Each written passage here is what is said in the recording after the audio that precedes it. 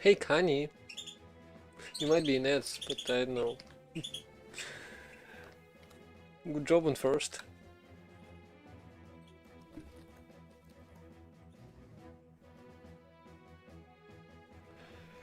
So yeah, while that break's running, I guess I can just refresh my memory, see the readme, follow the plan. You have that NASA badge. Yeah, doing okay. Doing alright. So there is Minecraft Live coming soon. Mid-offs are currently running. I was just so before the stream I opened Twitch and I just saw Twitch Live. Hey Cuckoo. Took a look at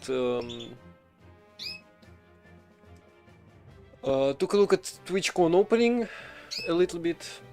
Damn, I wish I was there. I wish I was there, but yeah, nah, maybe next year. Like I really want to go to TwitchCon Europe next year, because I'm gonna be a college student. I feel like I would be able to, or a university student. I honestly don't know the difference. Why did you spam Plushie? Okay, that's the worst thing you could do. What? How did you manage to get it fled without summoning a new one, huh? Run command. So you wanna level up your arch. Don't you wanna go up in the leaderboard? Those plushes are like level 10. You realize that. It disappeared. Well, unlucky. Anyway, Edbrick's still there, but I hope everyone's back. So we're doing Cgen, making C great again, and also why is this so off? Does it look better? To me, at least. Also I feel like I forgot to click something that could be paused to save resources. Firefox has been glitchy for me today. I should probably fix that somehow. Maybe an update. NixOS 26.05 released. Well, in beta, but like still. So I wanna upgrade to that. Upgrades take so long because I have to re-download every single package. I wish I could partially upgrade. I guess I'm gonna split my config into like 2 flakes. Or like using 2 sets of Nix packages, like primary and secondary. I'm upgrading primary, and I'm clearing all the packages, removing all generations, upgrading secondary, and doing like stuff like that. I guess that's what I'm gonna do. But yeah, that's kinda annoying. Anyway, Cgen. What do we have in here? CodeGen specifically, so that needs a little refresh. I think most of it is alright. Literal sizes, yeah. Make value, make value. Call is a value. Well, call is not necessarily a value. I have it split here. Interesting. If I go to IR, CodeGen, it should be the same, right? So if has val, we return a value. If doesn't, we add a statement. So if it has return type, we make a value. If it doesn't, we just add a statement.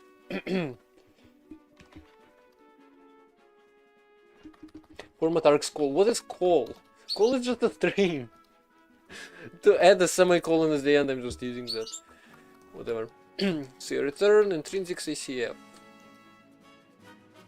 Does CGen like actually support intrinsics? I think it does. Yeah, that's just that. Now we have ACF. ACF is not implemented, but it should be pretty easy. So what are we storing here? Body, indentation level, variables, values, and next value ID, and then we'll store labels. If I go to IR inclusion, I'm just gonna steal it. Wait, labels are in body, right?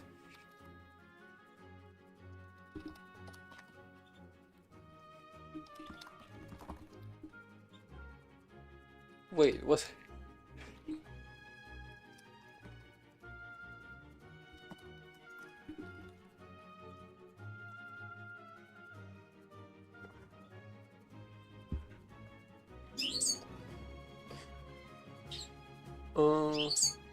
I mean, I don't need this.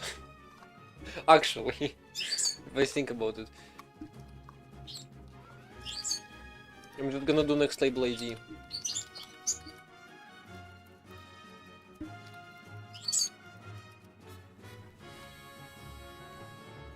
ID of the next label for ACF.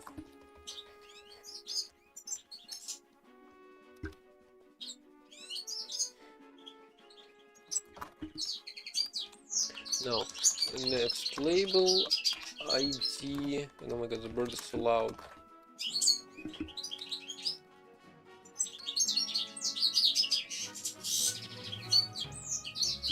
So now here I'm gonna do ID or self next label ID -1, self next label ID +1. The bird's so loud.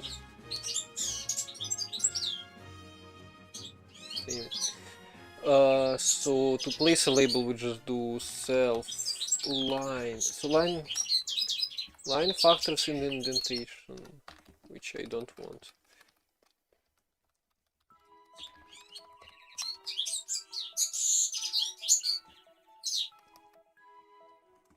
I mean, I can just write into mute self body, write line in fact, label ID, unwrap.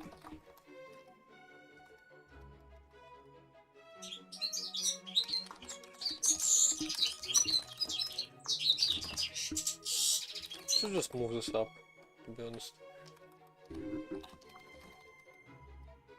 And where is indent this? Oh, this doesn't require a trait. Huh.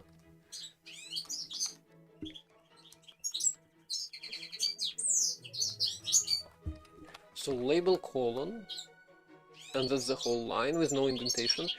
Then to jump, I'm just gonna do self line. Go to, not Godot. Wait, how does go to work? You don't put the colon, right? You just go to the thing with the semicolon. Label format args. Hi Nigel. Label 0. Late stream. Yeah, I decided to do a late stream today. So late in fact that it overflowed. It's 12. It's the already so say 12 AM. Anyway, it's 12 PM, almost 1.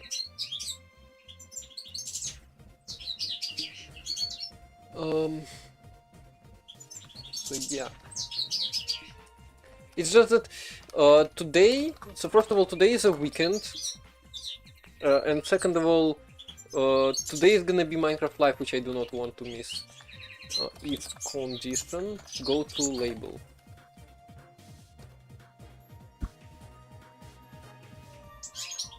Okay, so Nigel decided to level up. Oh. No, Nigel decided to destroy the entirety of the screen. Well. Nigel, you could have. You realize you could have reclaimed your first spot on the leaderboard. Oh, you need just a little more. I feel like that's wrong. I feel like that's not the one I intended. Cuckoo, you realize Lula is stronger. You realize you're not gonna be able to compete. V. I see just a lot of V's in there. You're not punching it enough. Although, that's actually like pretty competitive. Flee. Give up. Fleeing from the field. Anyway, so how do we use expressions? Ban. I mean, you're a moderator, you can. I would advise you not to.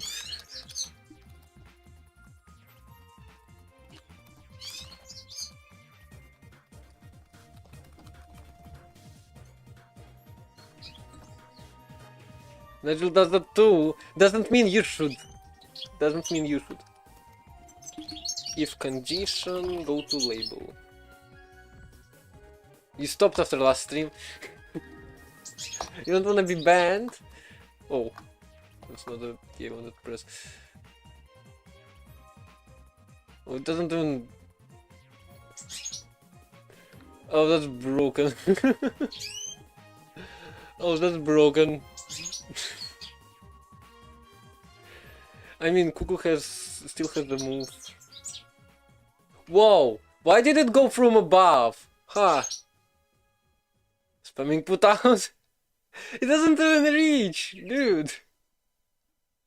This is just... Okay, so I need to do something about this. Oh god.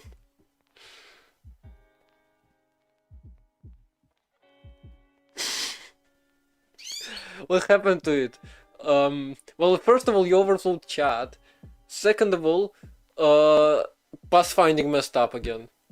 I am gonna fix this, trust me.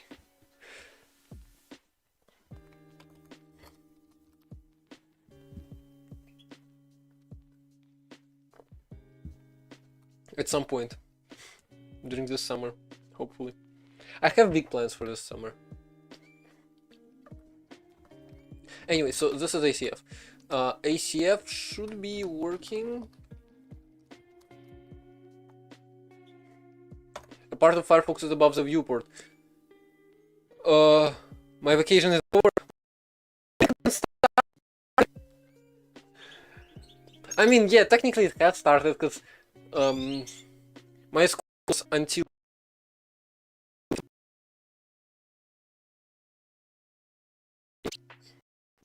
but yeah, my vacation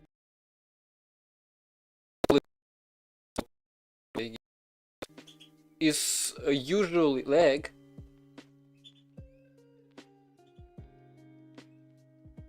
Huh? F? Oh no, wait, what? Oh, I am overloaded, huh? It is reasonable though. It's fine now. Hey, what do you mean? Twitch says it's fine. Bitrate is 4.5 megs.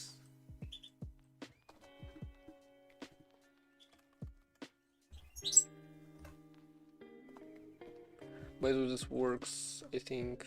Although I'm not generating it correctly. It was more like glitches, huh? Well, it should be better now. Maybe compilation? Might be. So might move this up a little bit better. So yeah, what was I saying? Summer holidays usually start on June 1st and end on August 31st or 30th. 31st. An audio delay. Camera. Yeah, it's just camera getting out of sync. Don't look at the camera. I mean, do look. It's just cameras just getting out of sync oftentimes.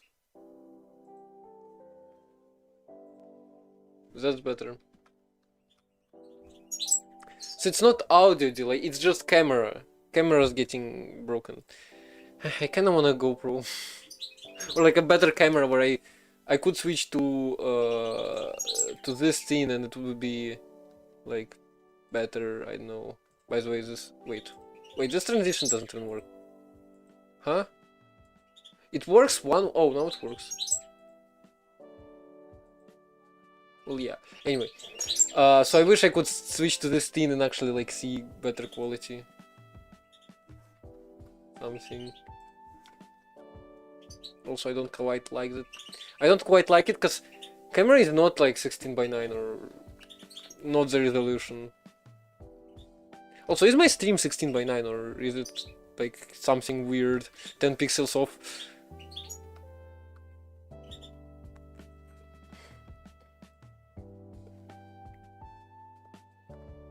I don't think more fire will help you unless it lands in a different spot. I was curious if that's ever gonna happen. Out. How are you piping those messages out like at the regular intervals? This is just this is just never gonna end. You're stuck here. Small coder. I was just changing the resolution to refresh latency. Not me.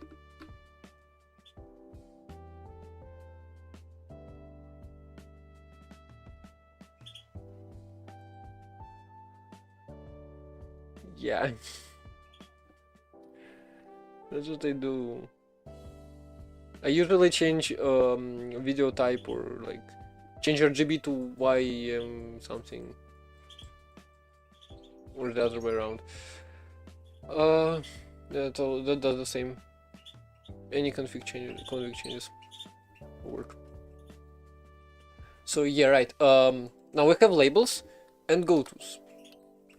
The thing is, we don't have conditional jumps because Rust C does not generate any. So we have terminators. The only one is switch int.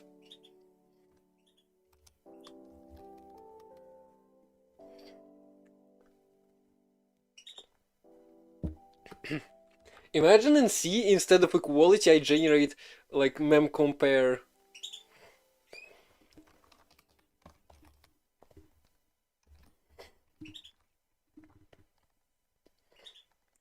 So CodeGen, ACF jump. I think this focus is broken. Yeah, you just realized. 20 HP.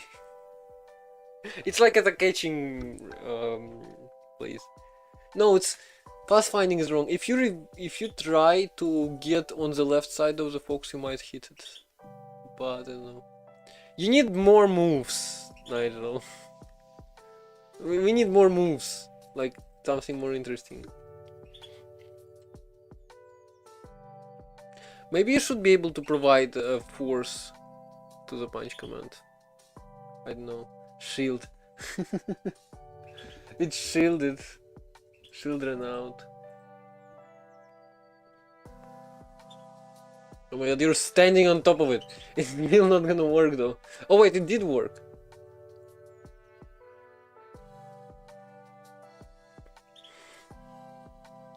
That's just... It jumped off. Yeah, but it hit it. It hit it. Oh my god, this feels so painful. Oh my god, it's like... it's like one hexagon at a time.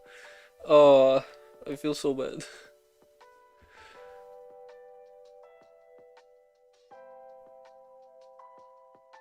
That was a mistake.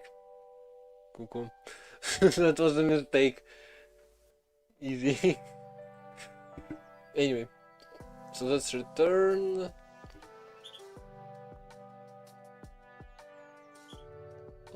Then we have unreachable, the rope call.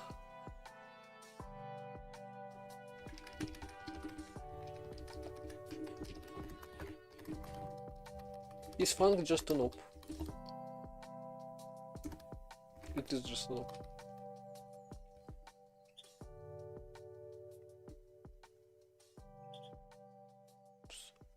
option value.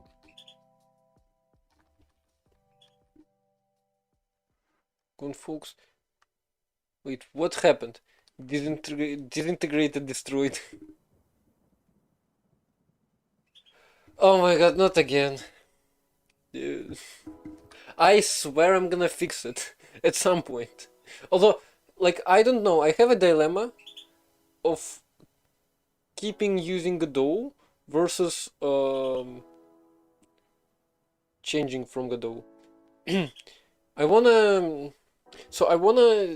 rewrite soft body physics myself again. I have an idea on how to do this. AU Dark. By the way, it might break some flashes. Theme AU Dark. That right? Very interesting. And yeah, it's flat map. Use Unity or something? No! I am not trying to run Unity on Linux. Oh, that's... I don't like that this background matches with this background, because I cannot see where the border of the window is. Anyway, flat map exists.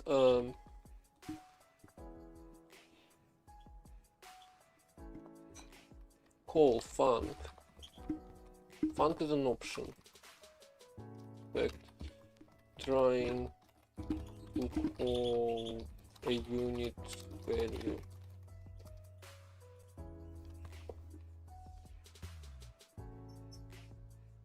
Argument 3. Place. Alright, it's not place anymore. Oh, and we want value to be let. Do you mean target can be none? Wow. Use Unity but write logic and no, I'm not touching any Lisps. I'm not touching parentheses ever again after your game. If let sum redval equals redval, I'm gonna inline this.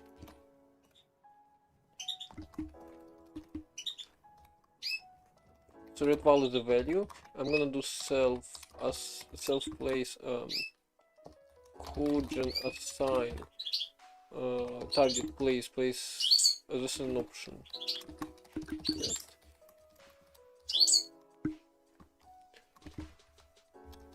Wait, it's actually should be let redval equals this, and if some place. So if we're expecting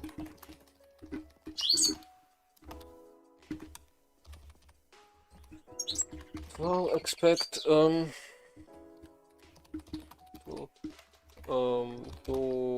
get to you can't use function return value, can't use the return value of a unit function. So assign place redval. That right? So that's calls assert tail call. By the way, tail call is literally just recall and return.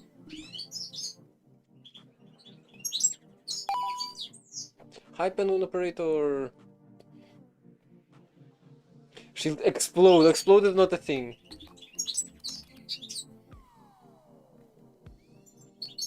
This might have been a mistake, by the way.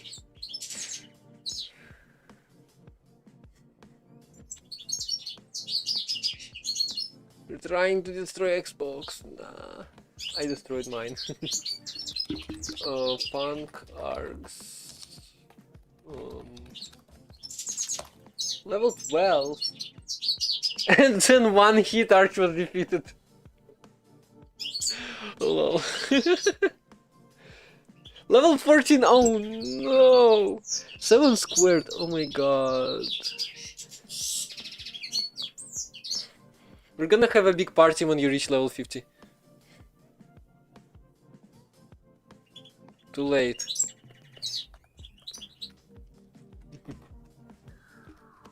Nigel is just too strong.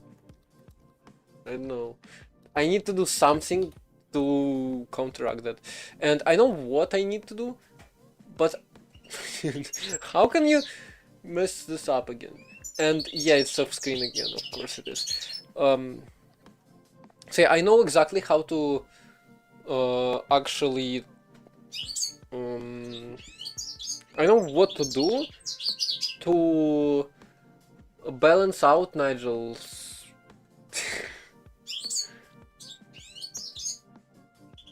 Nigel's plushie.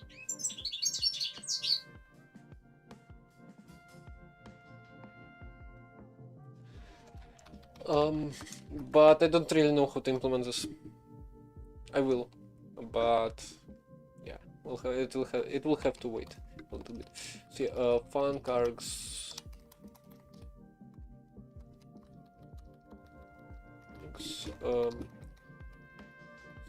Self cool generator red wow.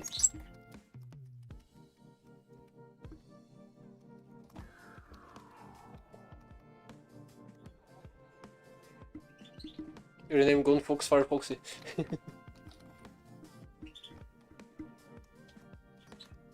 Look at nothing. What do you mean nothing? I'll return underscore. So this thing takes an optional value which we get from coal. Exactly. And I cannot inline this because then it's gonna complain about borrowing. They're just spamming messages, triple everything.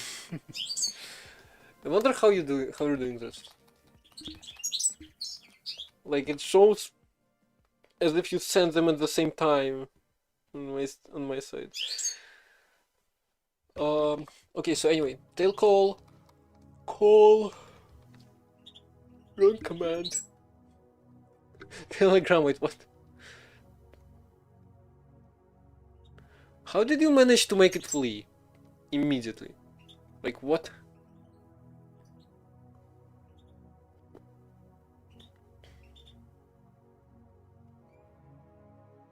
Plushie, put out punch.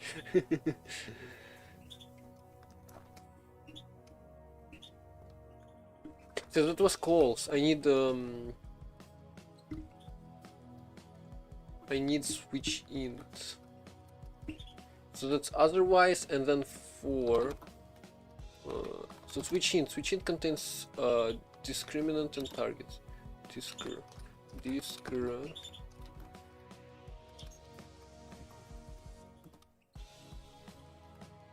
operand. So let discr equals self op.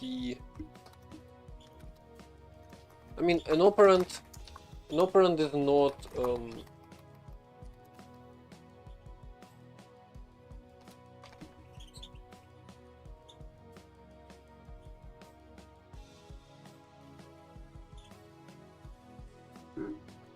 this is just hilarious. So an operand, it could be copy, move. So those are both copies technically. Why do I spam V? You're asking me? I don't know. You should use your keys. Make a macro that's pasting this, that's typing this command in with one key. Do you like actually make a web UI by the way next time?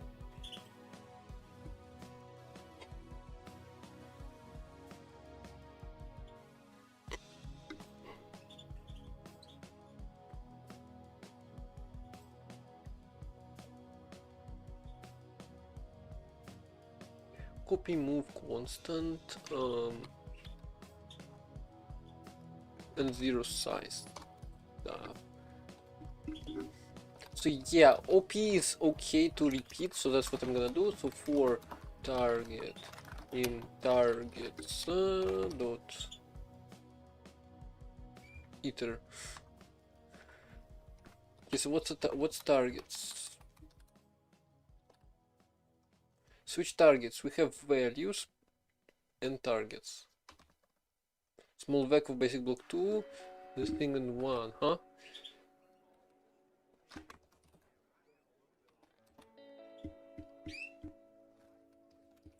We have successors for value. Iter all values at target as static if. Wait, what?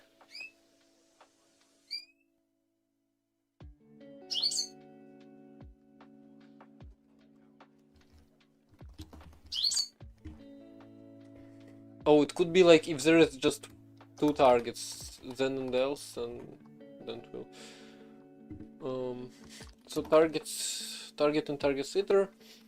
So this is a tuple of value and block, value and target.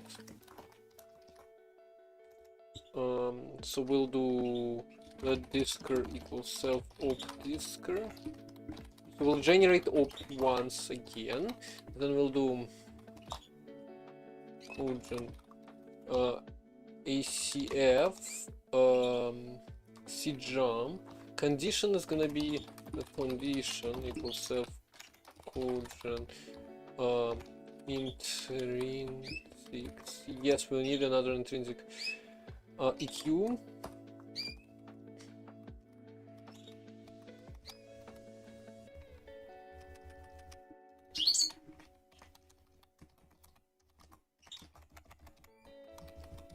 Primitive type EQ.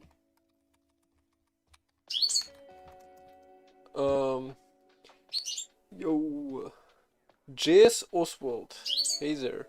No, not yet at least. I will do a C frontend soon though, because I will need it. But yeah, technically right now this is Rust compiler and it's transpiling to C. But yeah, I will actually do have a few plans about C. But mainly like, oh my god, what just happened? Never type flushy command with the same flushy 2 times in a row. This is a mistake.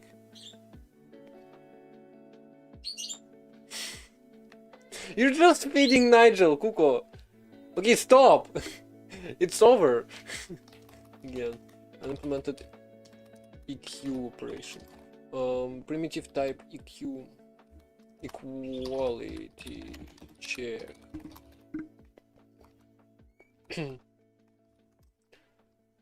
Do I do like not EQ? You keep feeding him XP. Yeah, you shouldn't. That's the point. You're just like, if I defeat him once, it's gonna be worth it, right? I feel this. I feel this mindset. OC label. Wait, how does this work?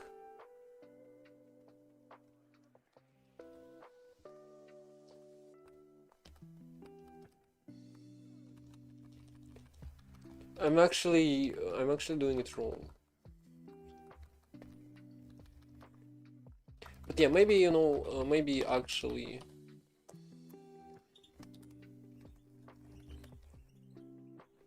Wait.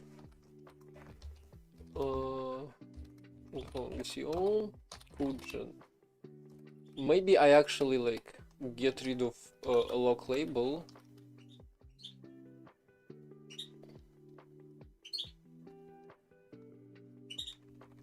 No, because I need to log them.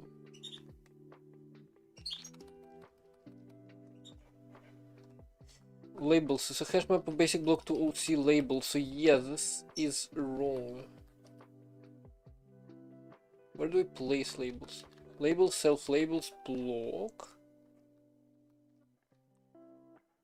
So in here, so we have go to, instead of this, I need to do, so target is a block, right? Yeah.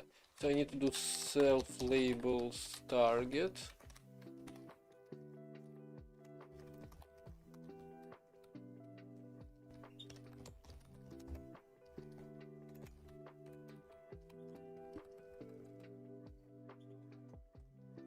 So here I'm doing context labels, right? Alloc label, yeah. So I need to do this instead. And here I also need to do self labels targets otherwise. A sprite. A Sprite is beefy. But yeah, nah. Oh my god, Vengeance has 20 HP remaining.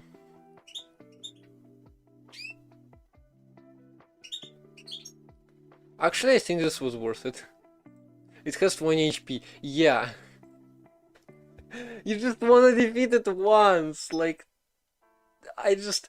I know. This is painful to watch. Nigel is here, he can't do anything about it.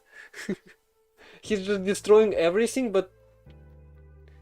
Hold on. Archie received 520 XP, it got to level 16. Good job. No! Yes, that finally happened. Oh my god, I'm so sorry.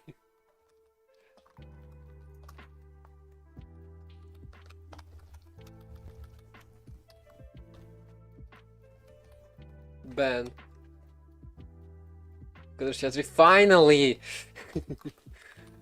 Finally!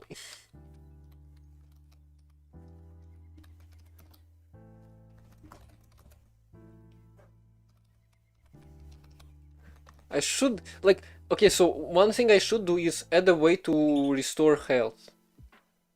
I don't know how to. But I should. And like, how do I make it balanced? How do I do it balanced? Condition is if this curve is equal to switch int on buy band-aid with 2 channel points. I mean, that's a good idea, but instead of 2, I think the price should be something along the lines of okay, I'm not gonna be that it's not gonna be that expensive, like 20k, yeah, something like that.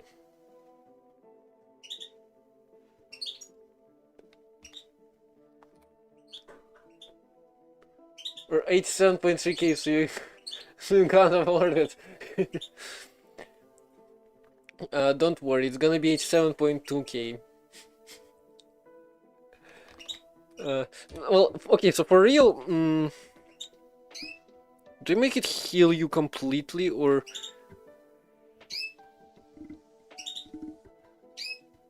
Nigel might use it as intended. So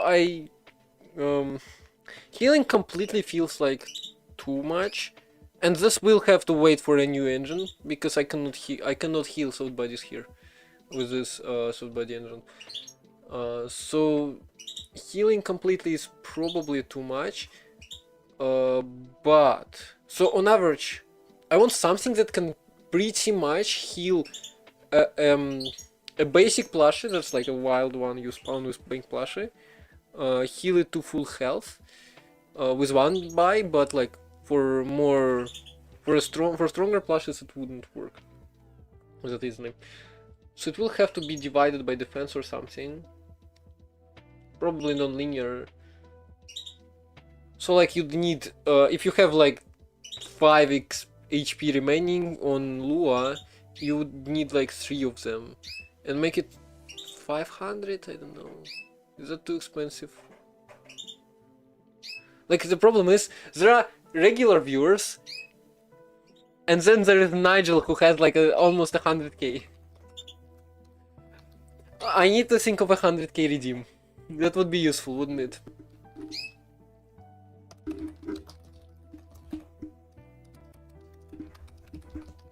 You have 30k. Yeah, you're also on that. You're also on too much. You also have too much.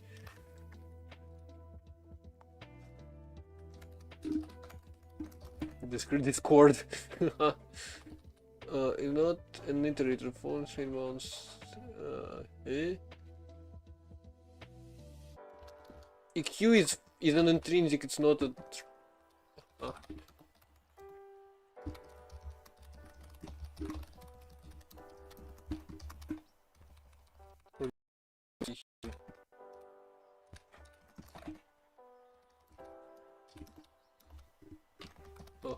It's still angry. Oh, because we need another. Where Foxy? Spam detected. I also need to get this disappearing from the overlay. See, I have a dilemma of whether to switch away from Godot to Rust or Zig or C, or like keep it Godot. I don't know. It's tough.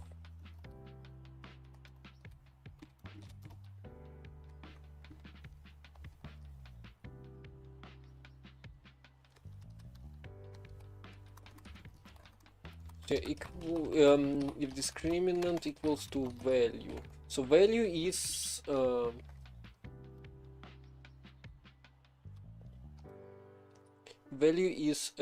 thing, isn't it? So I need self-codegen iconst value. Is this integer uconst? Size? I have no idea, honestly.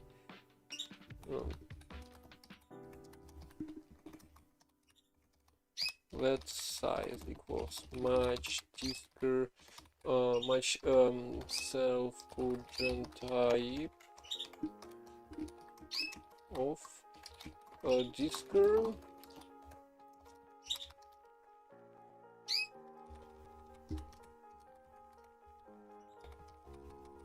I guess I could do either, but technically it's only unsigned. I guess, and then ty is gonna be panic invalid. Maybe you can't make this rotate. I can. Oops. Careful. Ah, it fell the other way. There we go. Invalid discriminant type in switch int expected uint got dude. What was that? Oh, and it also received it also received like 100 XP because you leveled up. Oh. By the way, Nigel, how much XP do you need? It hit too hard. How much XP do you need for the next level?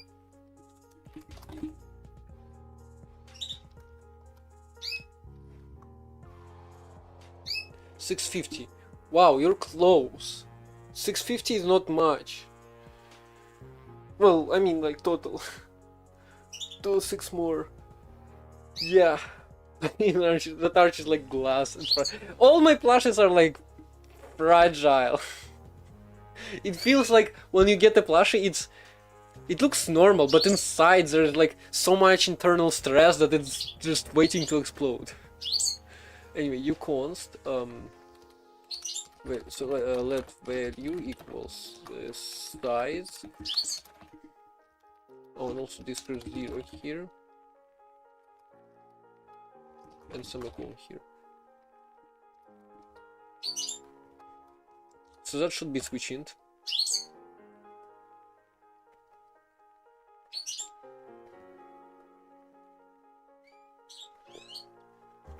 Compiler panicked unexpectedly.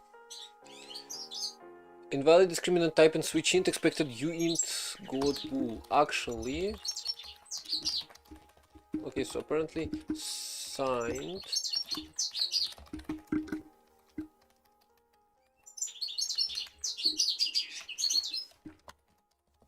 type in switch int.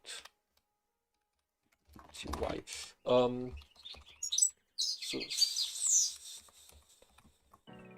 oh, int it's integer and then unsigned. So which ones do we actually have? Integer unsigned bool. Might want an inline of symbols. Oh, this could be bad.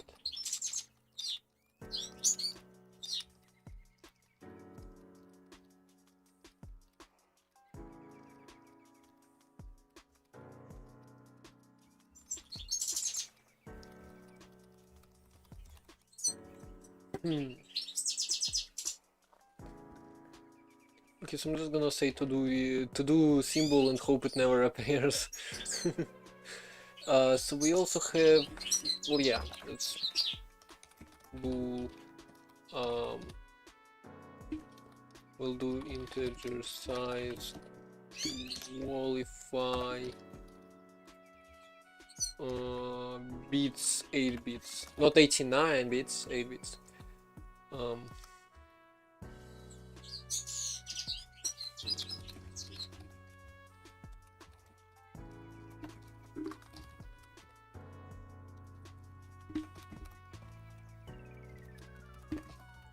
Symbol in integer in switch int.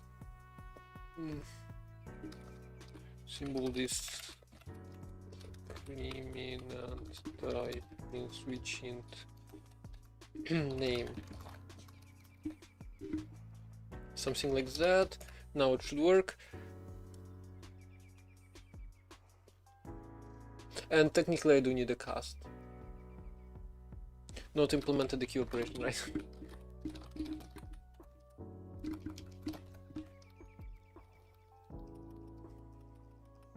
And yeah, it's not gonna work because we don't have casts.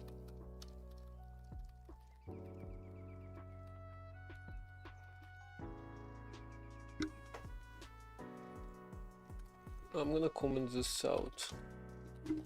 PQ values different types.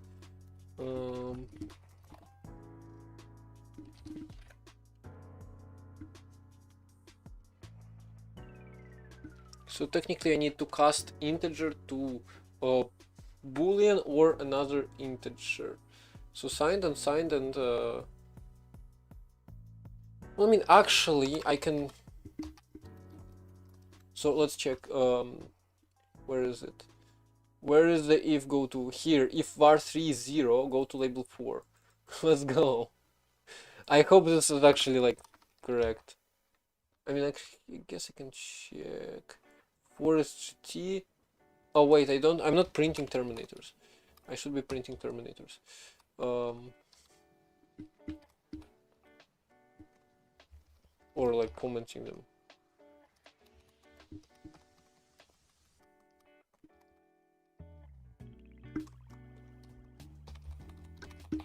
Comment block terminate or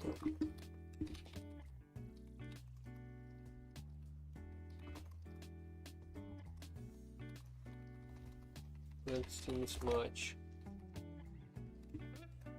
but it's gonna crash because types are not equal. But it's, or actually I didn't save. Oh, assert. So here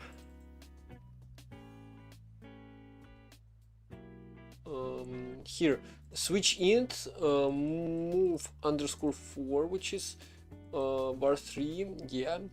0 is bb4, otherwise bb2. If it's 0, go to 4, otherwise go to 2. Let's go. Rename arch glass. Hit too hard the wall and fractured. So yeah, let's save this and let's also fix this. So let value equals if it's integer is, we'll do self code gen iconst value is s underscore value s underscore. So this is gonna be u const, and then this is gonna be b const. B const. So can I cast this? Oh, compare with 0 instead. I mean, technically I should assert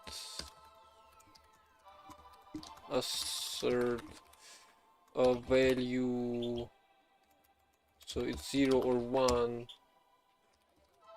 contains value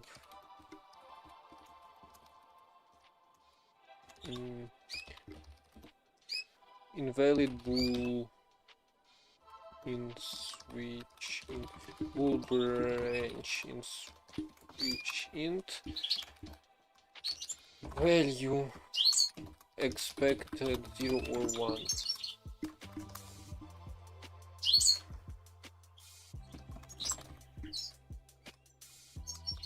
Yeah, that grew a little bit too much, but who cares?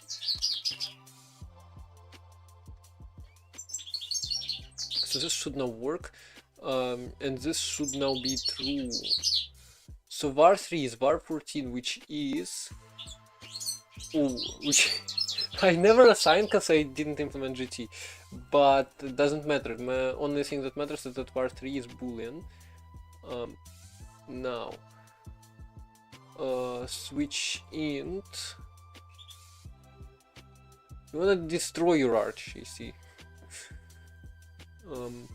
So switch int 0 is this, otherwise. So if it's false, if var3 is equal to false, let's go! Professional code generation. So yeah, we don't really need cast in this case, but it's fine. So there's that. It commit ACF. More complete ACF. Now we have actual branches. Switch ins. I mean, this is as small as it gets. You're trying to destroy your arch. Why? You're building up internal stress. You wanted to blow up. Like, imagine I just add a blow up function to a plushie. You can blow it up at some point. It will not give, or it might. It will give like half of the XP to the plushie that damaged it, but it also damages everything around it. And it also like restores to full health.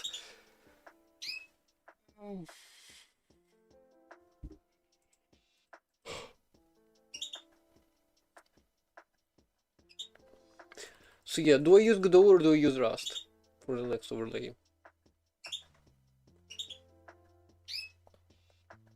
Attempted to compute this which would overflow. Oh, so that's why.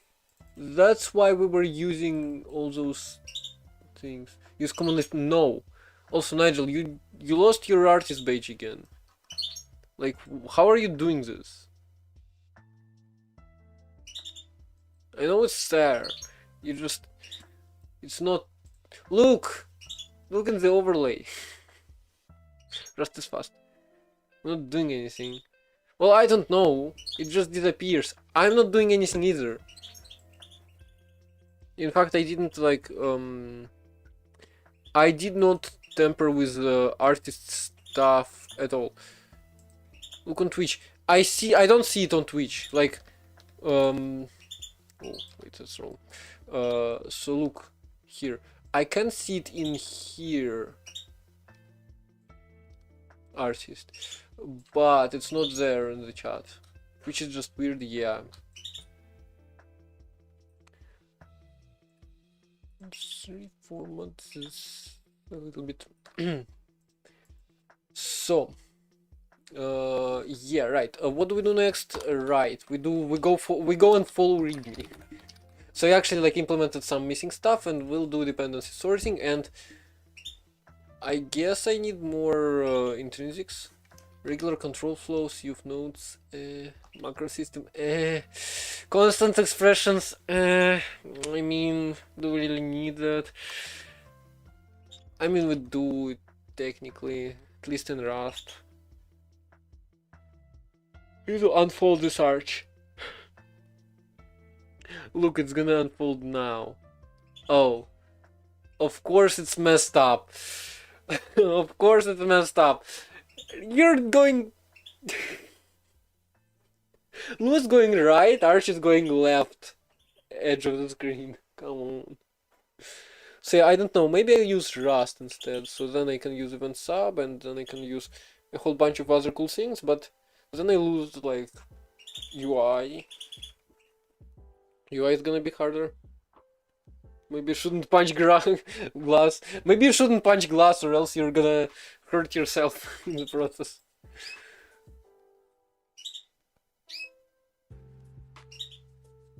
Too far, too far, too far, too far, too far, too far, too far. It has to be touching. Whoa. Okay, this is perfect, although no, you missed it. It jumped up. Anyway, whoa. See, I was also thinking maybe I get rid of this map and use built-in the thing built into built into IR. What is happening? Punch. Glass was defeated. 106 XP. Kuko, stop. Kuko, stop feeding Nigel. Kuko, stop feeding Nigel XP. It starts in 2 minutes, 30 seconds. It got defeated from your force.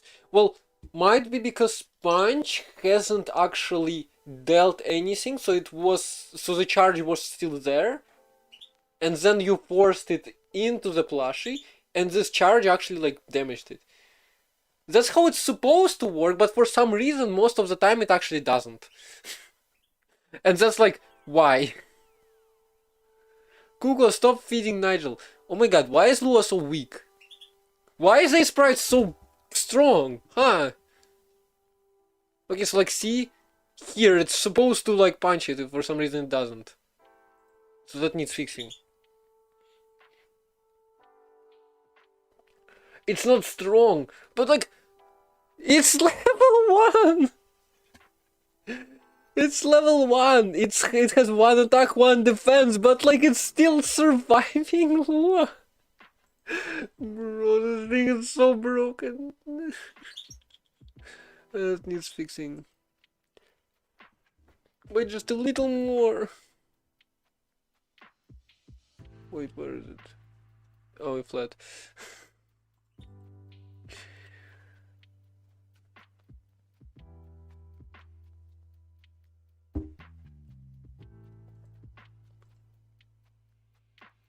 It doesn't even move.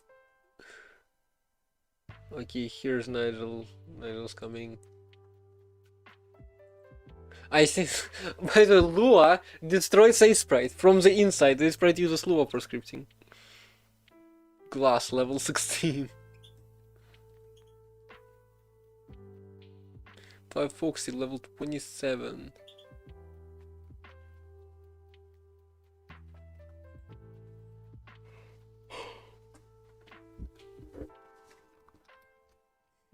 So yeah, a lot of this could be shortened probably.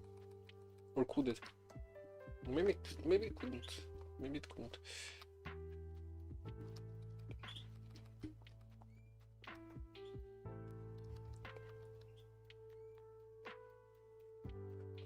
So return types, yeah, sure. We'll just devour search.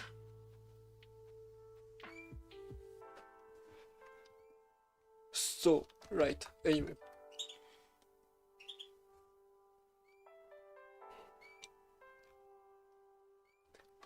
Dependency sorting. That's gonna be tough. That's gonna be tough, that's gonna be rough. But we should be able to do this. So self symbols, we have symbol kinds. So I just need, whoa. I just need to sort this.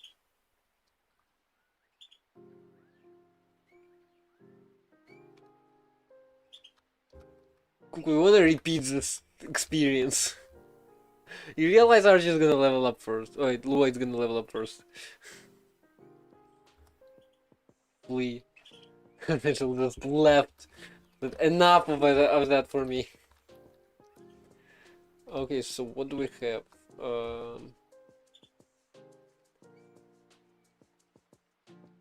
Huh.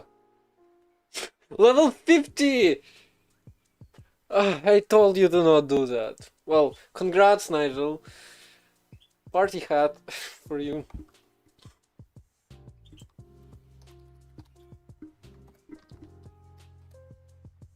Breaks no matter what. And start. That's time. Well, yeah.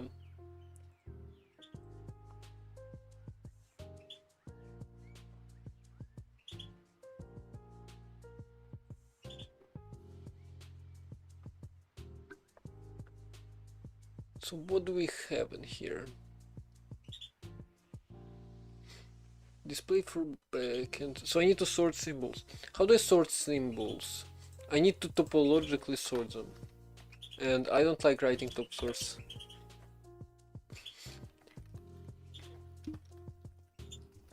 So we have types.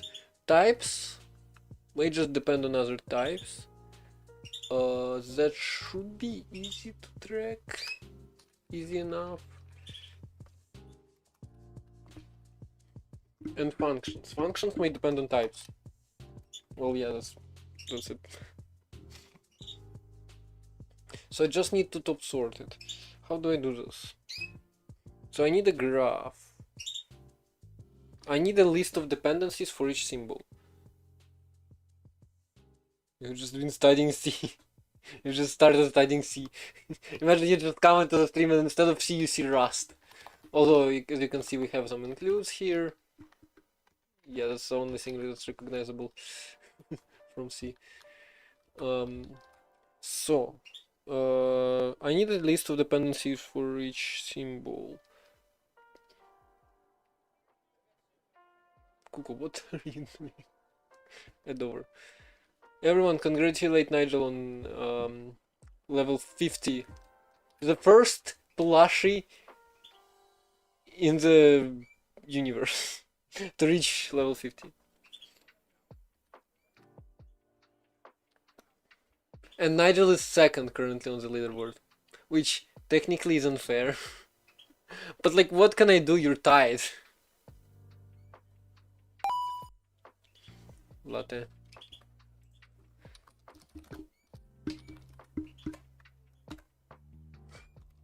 And Nigel decides to blind all my fans. Right. So how do I do this? I need... Well, we have a... I need an order.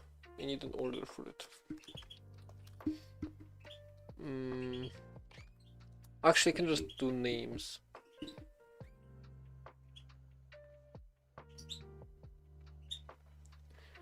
Let depths let mute depths. Hash map new. Sergeant Pepper online. He's been online for so long. He's been streaming before I started, dude. Like, I know that.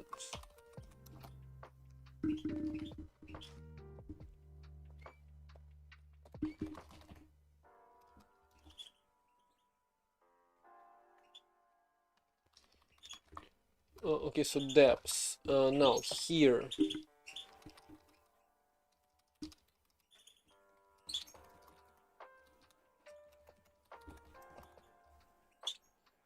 I'm just gonna go ahead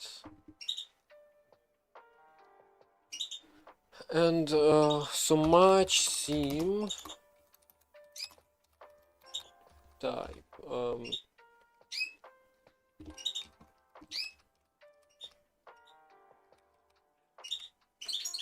I wish I could do generators. I really do.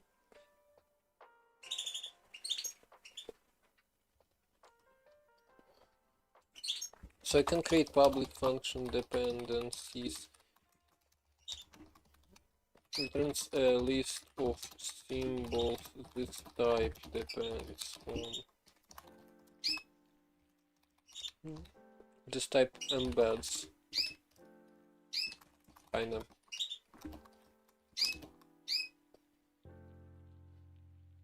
Did the stream just start?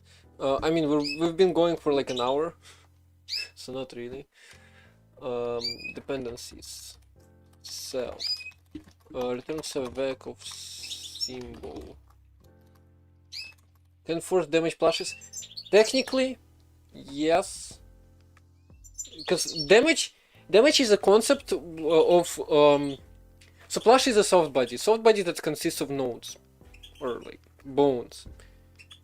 Damage is just if one bone gets separated from all others, it basically gets destroyed. And if you have less bones than the full plushie, it's damaged. And if you like punch into a wall at 100 kilometers per hour, you might just accidentally break one of the bones. Basically. But usually it doesn't happen. But like, so in this case, if you like, if you tie it into a knot, basically, you accumulate internal stresses which force some bones apart, and if bones are far apart, they just naturally break. Basically. Much self. Basically much self.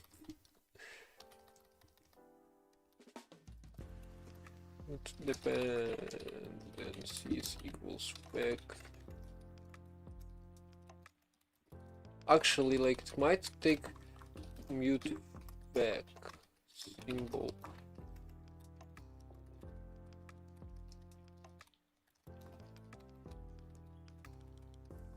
Adds all symbols this type embeds into dependencies.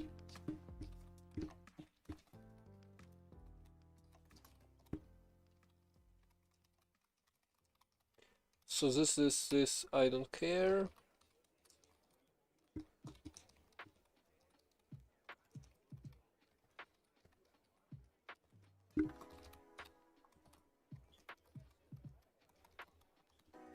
Bool symbol.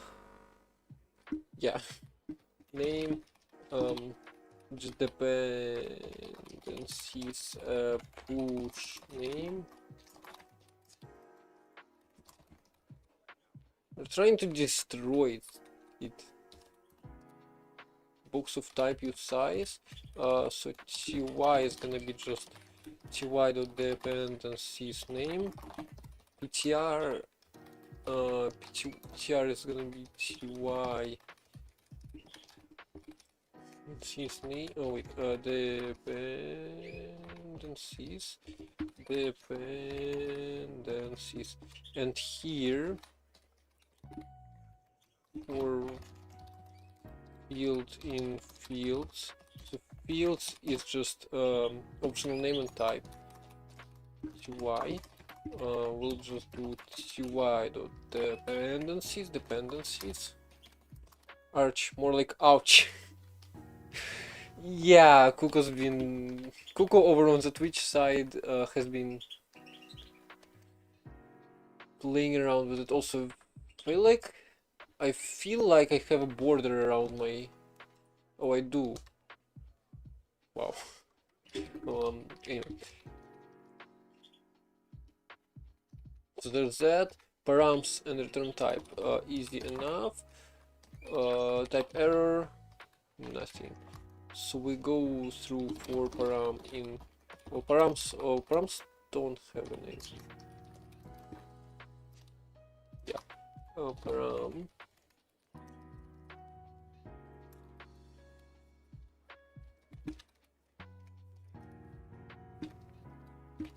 If let's sum rt equals return type, which is optional box, should be okay.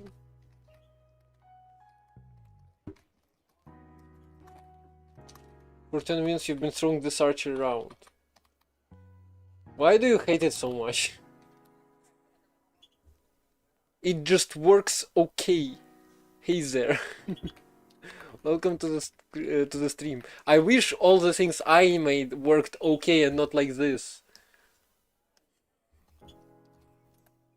Oops. So yeah, right. Depends. Now, by the way, can I rate how bad this is? Do we what samples do we have? Person unit point rectangle. So structs, for example. Anyway, what is this? So I'm making a compiler, but on the screen you also see Arch jumping around because Cook was playing around with it. That's my overlay. It's just like you can spawn plushes on stream and just there's a bunch of stuff with them. But yeah, currently I'm transpiling Rust to C, basically, and it generates this scary thing.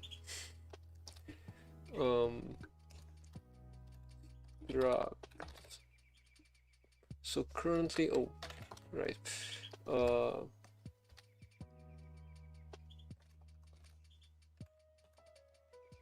Currently I can comment this out. Bring this back in. Makes sense to me. Like what exactly? Well, yeah, that's transpiling. Transpiler, well, it's like it's a system where you should be able to swap things around, but currently it's configured to transpile Rust2C, and it's like pretty much the only thing it can really do. It can also like generate AR, but that AR is useless. Oh my god, what is 5.1999809265137? What Linux distro? That's Nix OS. Do fast fetch. Fast fetch is not fast. It takes a while on packages, I think. Or uptime. No, probably packages. Low precision. That's what Rust generates naturally. Like actually. Fast fetch more so slow fetch. Okay, so things.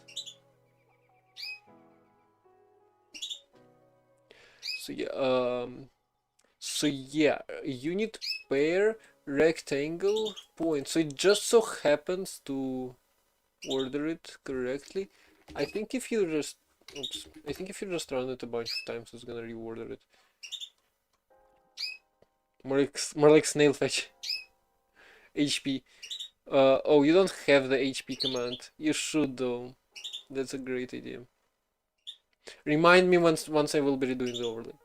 Say a pair. Yeah, it reordered point, but it's still lucky to have rectangle after point. Here, why is it so lucky? Every time. Hi, games related-ish. I remember you.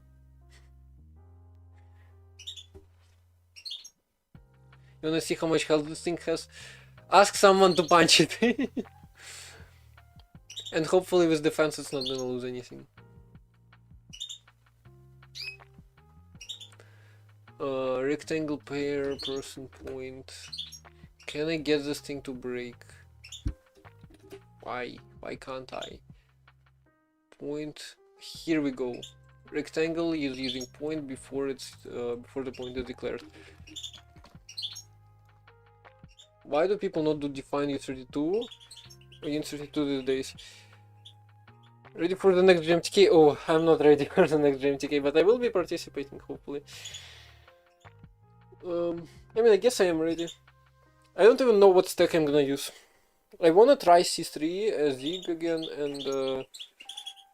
and maybe C again. Actually, no, I've done C last time. So yeah, I wanna try C3 and Zig again. And I might use Raylib again. Probably. Because Raylib is Raylib.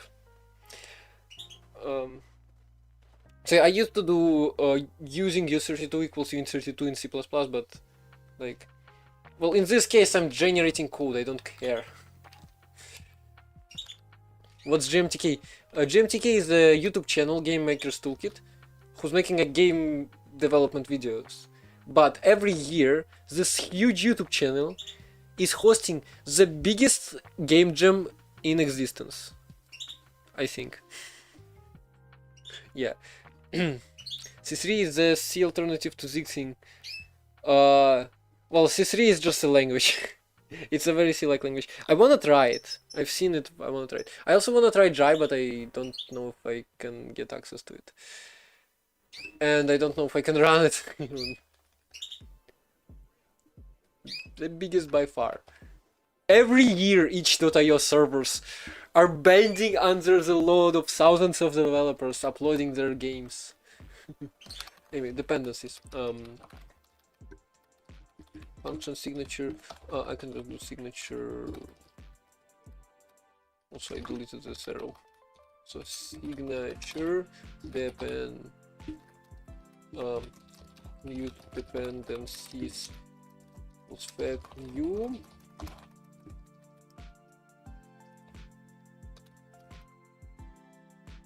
Show them your last year entry. Well, Jai is closed access. I barely know anything about it, to be honest. I have watched like the start of Sodding stream about it, I think. So I don't even know what my last year entry is.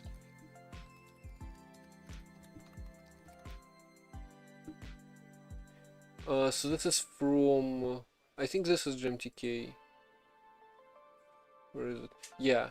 So this is OLC CodeGen and CodeGem, and this is OLC CodeGem, which means this must be GMTK. Yeah. I mean, I actually do really like this game.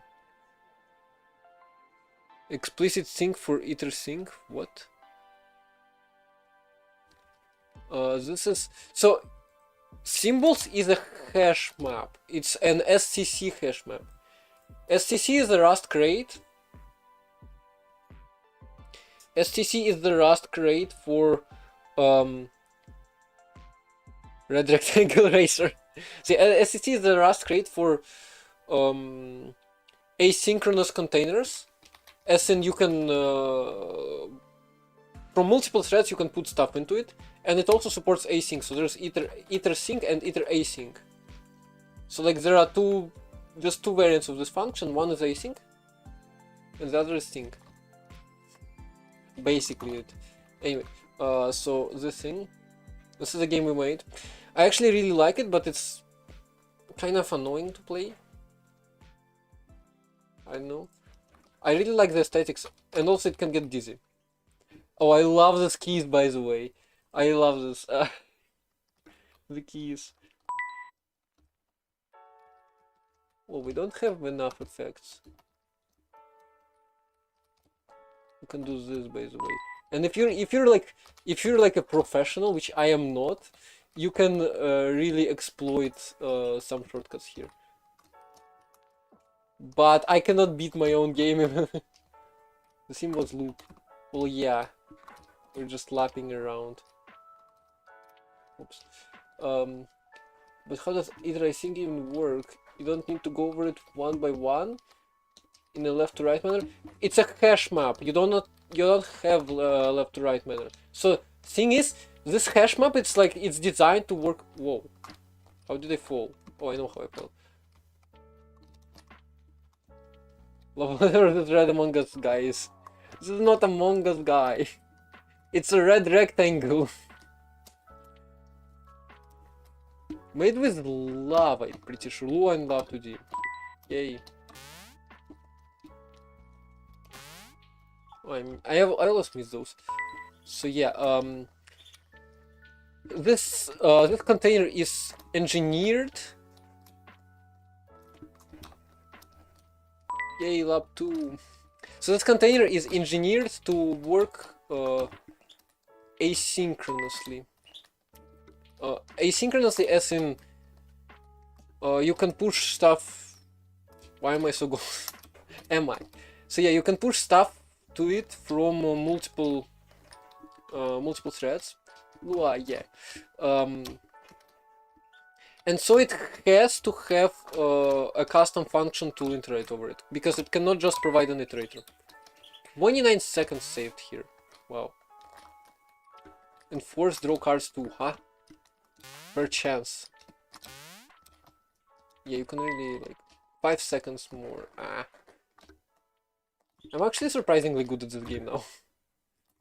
Turns out it's not that hard. Lap 3. I was 1 second faster.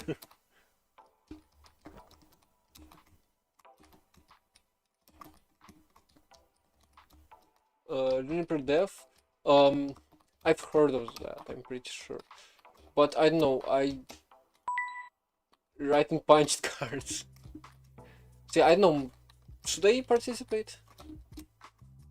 The summer is kind of busy for me. I don't know how many gems I will go through. I kind of hope Ikoso does a gem, because I missed that. Although maybe I missed already. And who else? Well, obviously I'm participating in one on Coders gem. I'm doing this every year.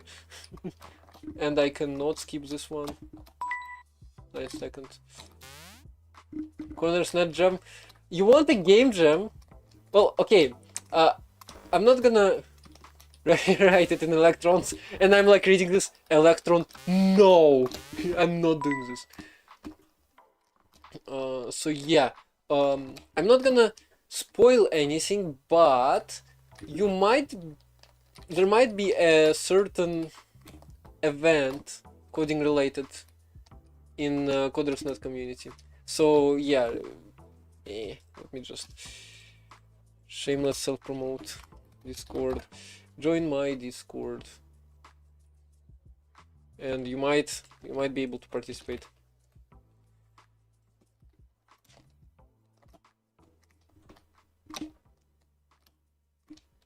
Why am I so bad at this?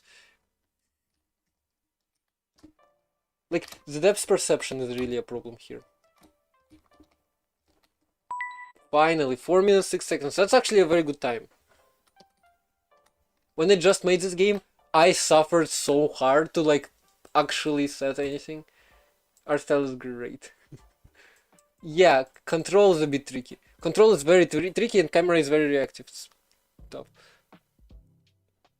Is there even momentum? The red crewmate from the ship has been found. No, not doing his tasks innocently. I have actually played Among Us twice. I have played 2 games. Once in my life, just a certain streamer has been playing it, and I decided, let's try. Anyway, so that's the game. Oh, I had it open twice. So yeah, you said Juniper Game Jam.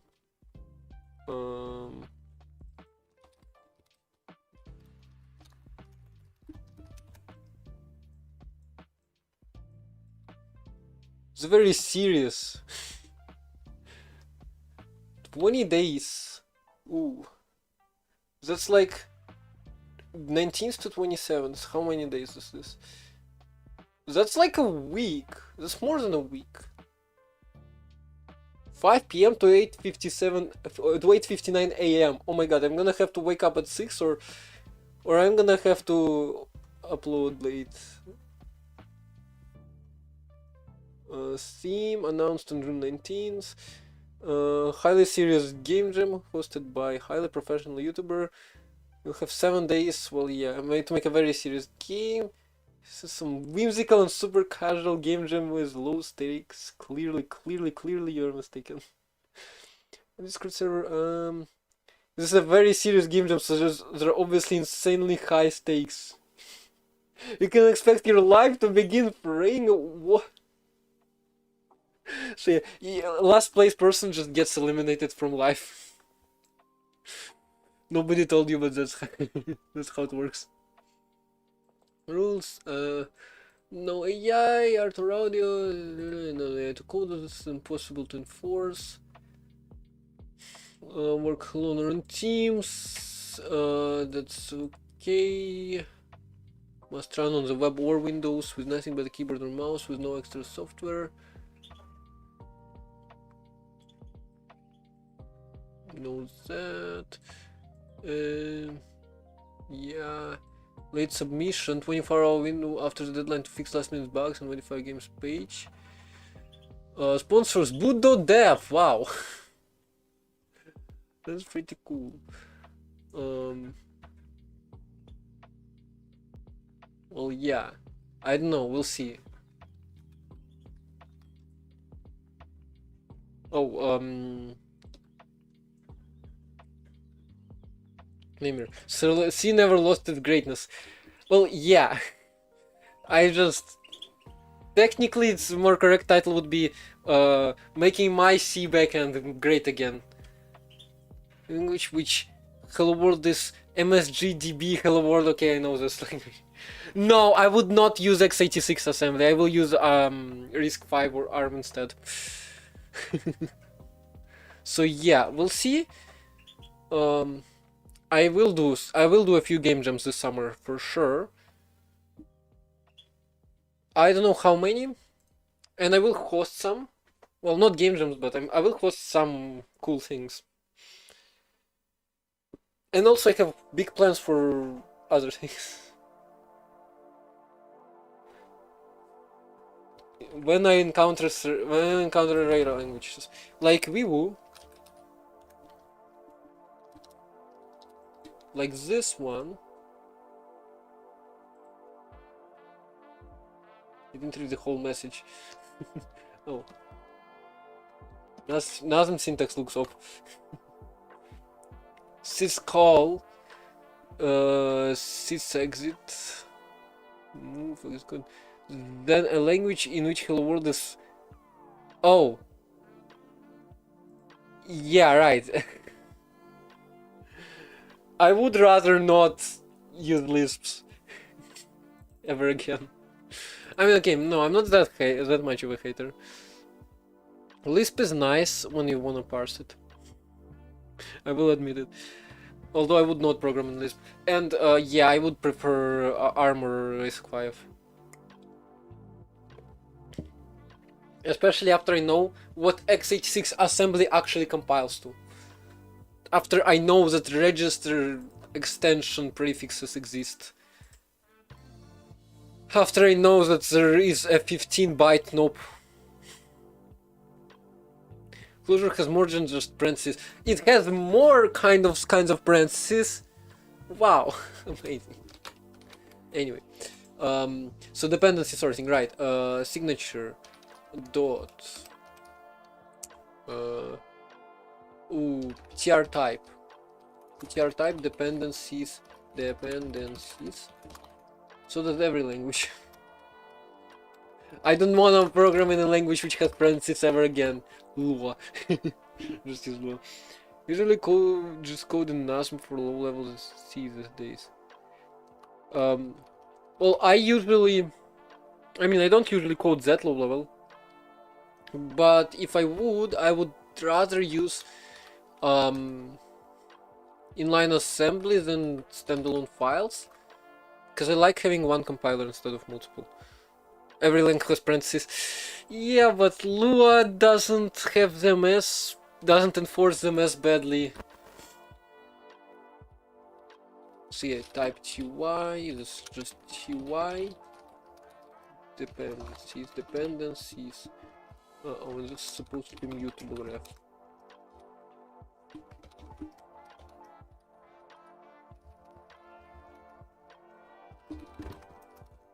Lua. As vamp-like. Aye. They aren't heavily dependent on this. Yeah, you use words instead. I actually like. Line is also good.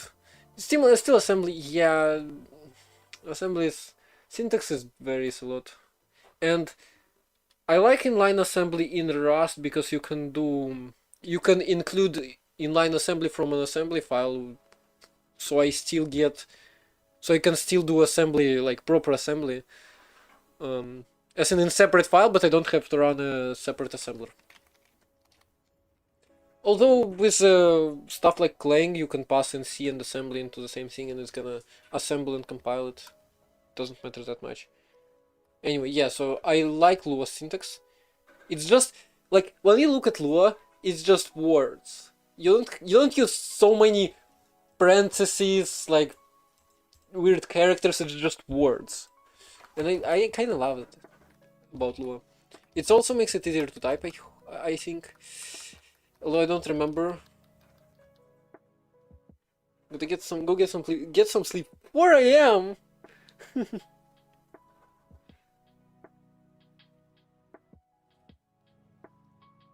Bloom Beige.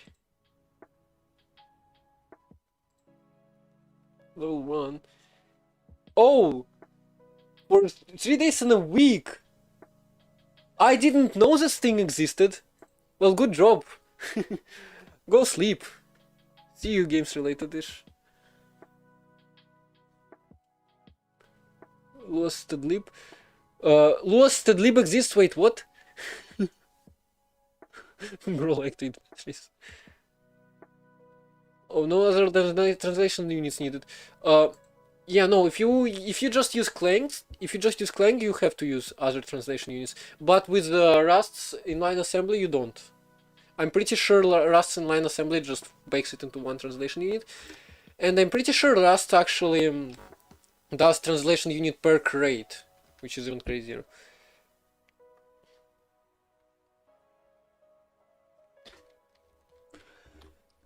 Yeah, I mean, stdlib. I'm surprised Lua has stdlib. In my opinion, like, Lua is such an embeddable language that you forget Lua's stdlib and just write your own. Like, so for example, Luanty. Well, really any game that embeds Lua, you make your own standard library. You make your own set of libraries that the language is gonna use. Ideally. Anyway, dependencies. Deps name equals dependency. Wait, that's not how it works. Insert. That's not C++.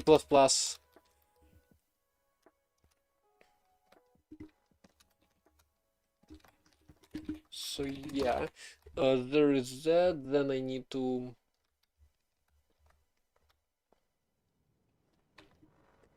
Then I need to make it.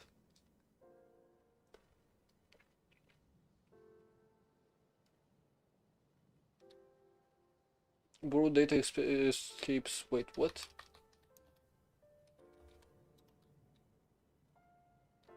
What do you mean? Multiple references are invariant. Oh wait, name is a ref. There we go. So I need to write a top sort in Rust where we don't have recursive closures.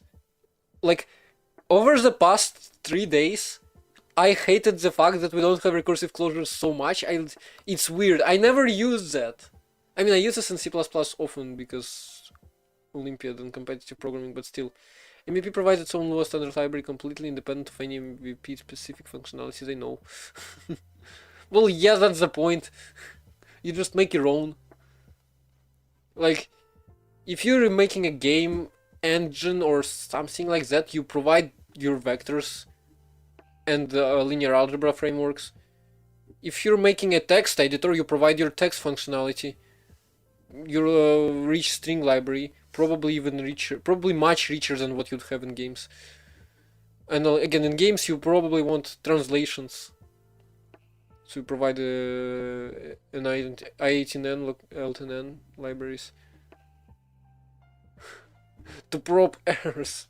It's just format. It's just format. Double send somehow. Doesn't look like double send for me.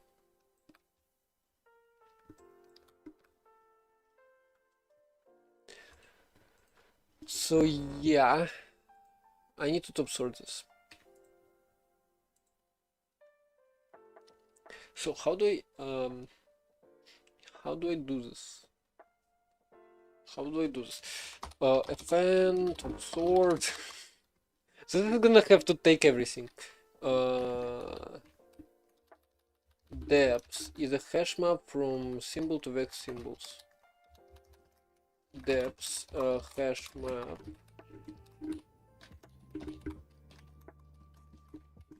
of symbol to vec of symbol.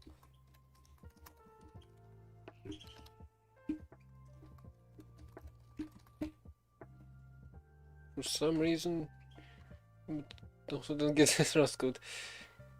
Yeah, it's just FCC. this weird style. So I don't need result right now, but because I'm forced to use a closure, and this closure so this closure must return true if the loop continues, or false if the loop must break. I have to have a result where I would put my result, and then I'll have to if result is an error, so I terminate the loop and then separately throw it out. That's just the problem with SCC. Like, it's not a regular loop like here. And yeah, this is still SCC, but it's a different type. It's a bag, or it's a stack. It does also have a bag, but for some reason I didn't use it.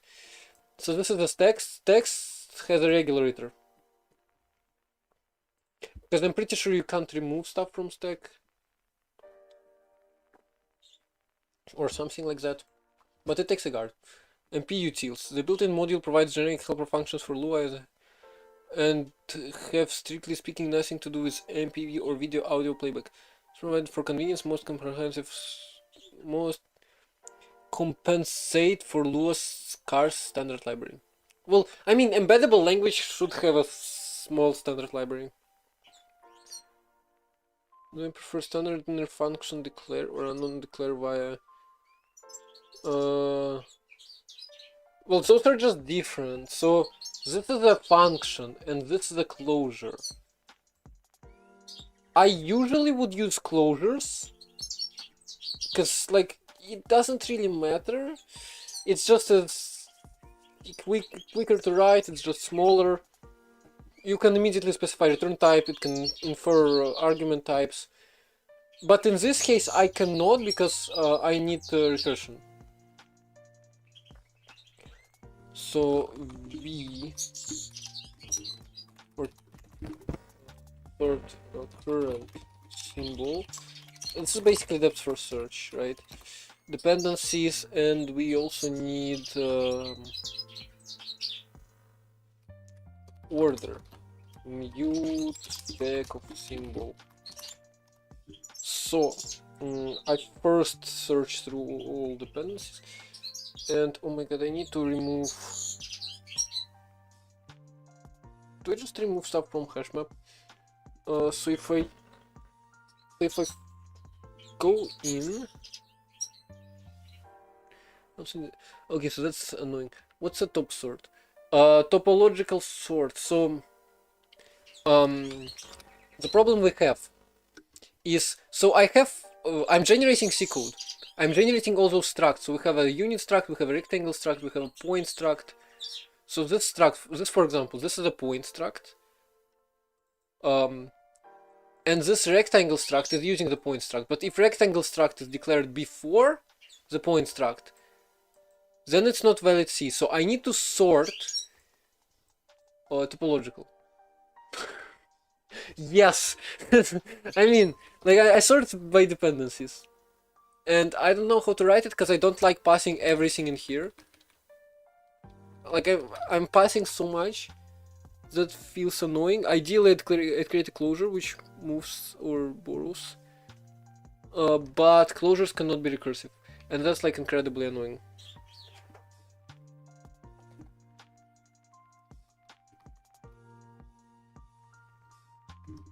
I mean, I could create a struct,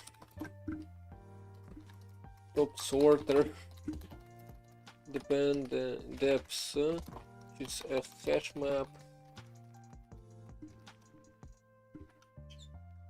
Just via an explicit capture via move keyword. Yeah, I mean, so closures capture stuff implicitly, and if you put move keyword before the closure, it will just move everything instead of borrowing it. So, like, you don't have as fine control as like in C++, but, well, yeah, you just either move everything into the closure or with the move keyword, or without move keyword it will capture everything, as in borrow everything. Visited a hash map of symbol to boolean, and then order vec of symbol.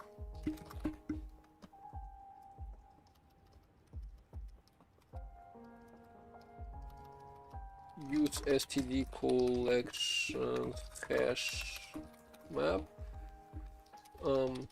Guess I get rid of that. Let mute sorter equals stop sorter. Actually, I derive default. Oh my god. So, top sorter default. This is not ideal, by the way. And symbol is ortho symbol. I don't like this.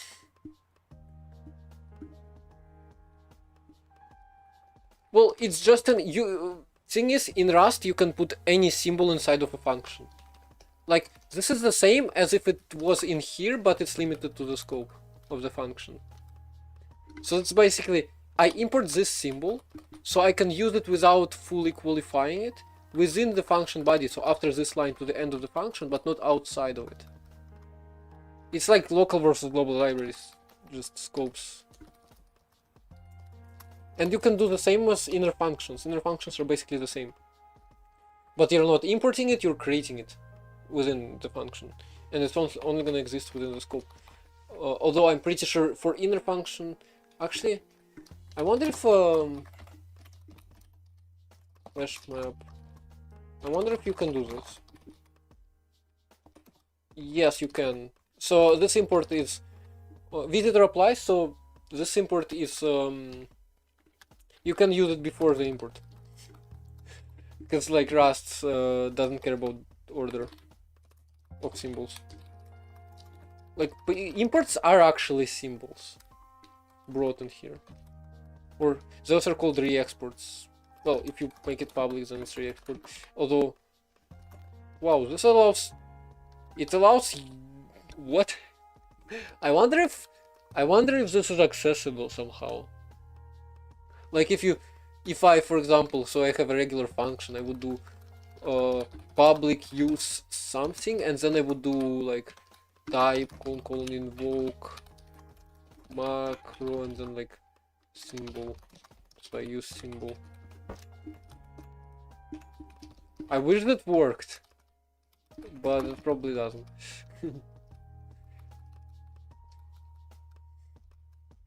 Anyway, so sorter, now in here I'll just do sorter dependencies, and actually I need two groups of dependencies. I need a pointer and a non-pointer, so this is actually... I'm gonna take this out. Oops.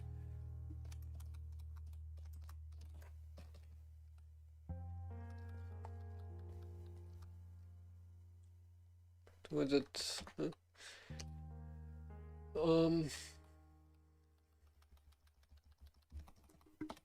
type dependencies,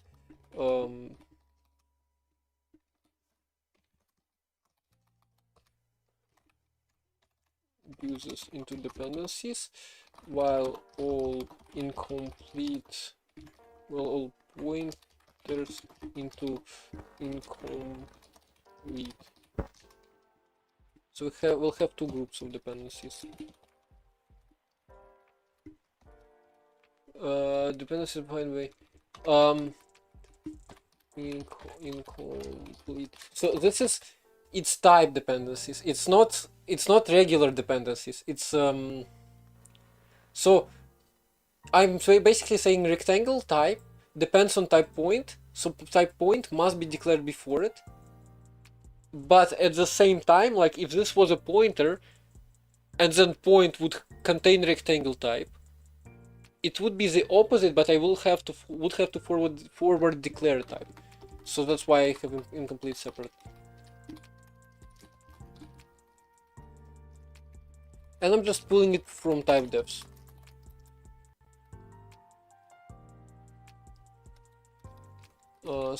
So I don't really care about those. So symbol name. Symbol is just dependency. Array is just a dependency. Where is it? Yeah, it is.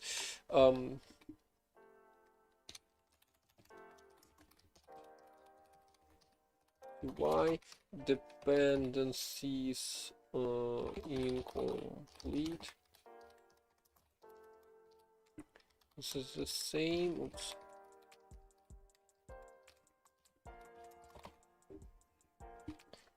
So for struct it's the same. For pointer incomplete. So if it's a pointer, incomplete. So any dependencies a pointer has are incomplete. To be honest, I don't know why I'm even doing incomplete, because I can just forward declare types.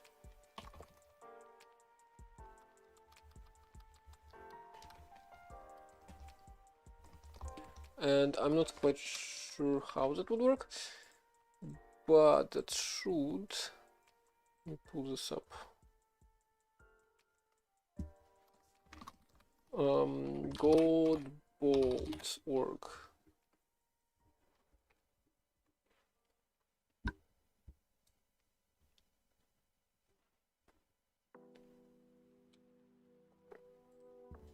Yeah, some experiments. Type def struct s, so s1, or let's do more practical. So vec, for example, like we'll have item pointer items. So this is an incomplete type. Type def struct item. Wait, is that how you do? Type def requires a name. Honestly, I don't know how to forward declare type def. Forward declare struct type def c.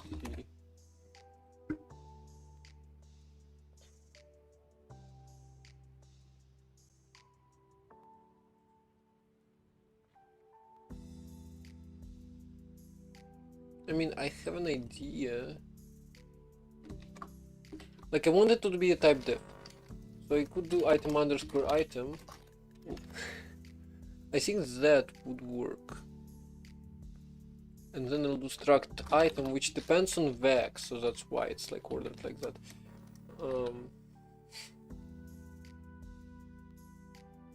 So it depends on vec.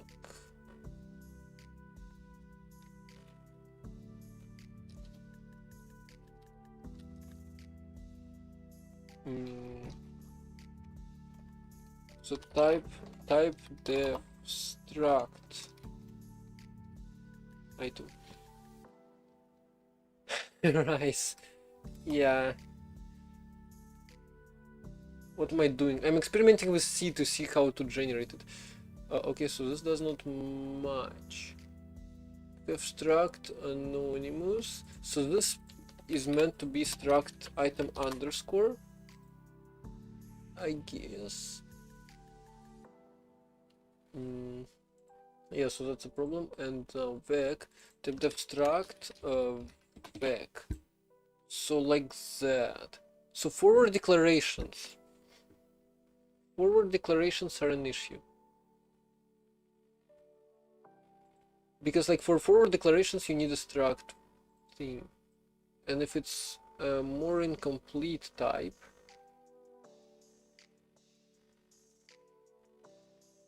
I mean, we don't have that many incomplete types. So I just need to name structs somehow. And if I do this, it's gonna say no.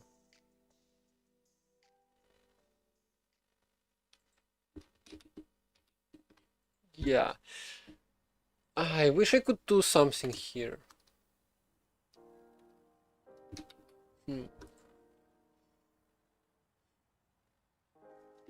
Glass was defeated by itself. Well, yeah, that's what you did.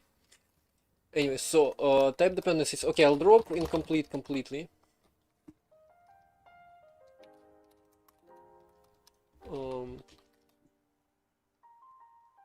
Does not have self type or ty or code type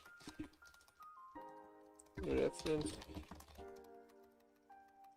So dependencies push. I don't care about incomplete. Struct. I don't care about incomplete. I get rid of pointer entirely. Function pointer. I think function pointer does not care. So if I have like a mapper.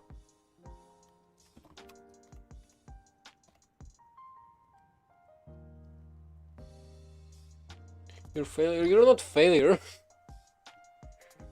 How do you change your mindset? So what's wrong with your current mindset?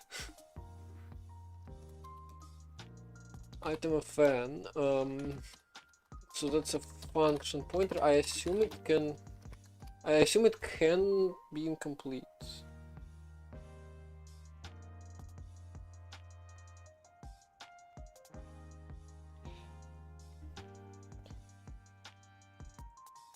So that's fair.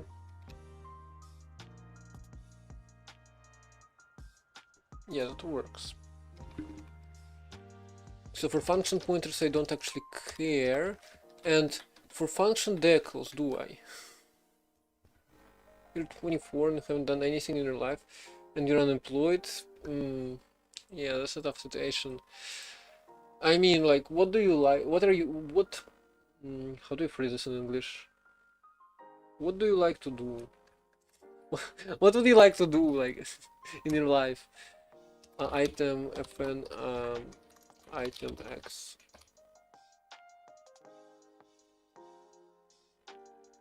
Laughing. Why wouldn't I laugh?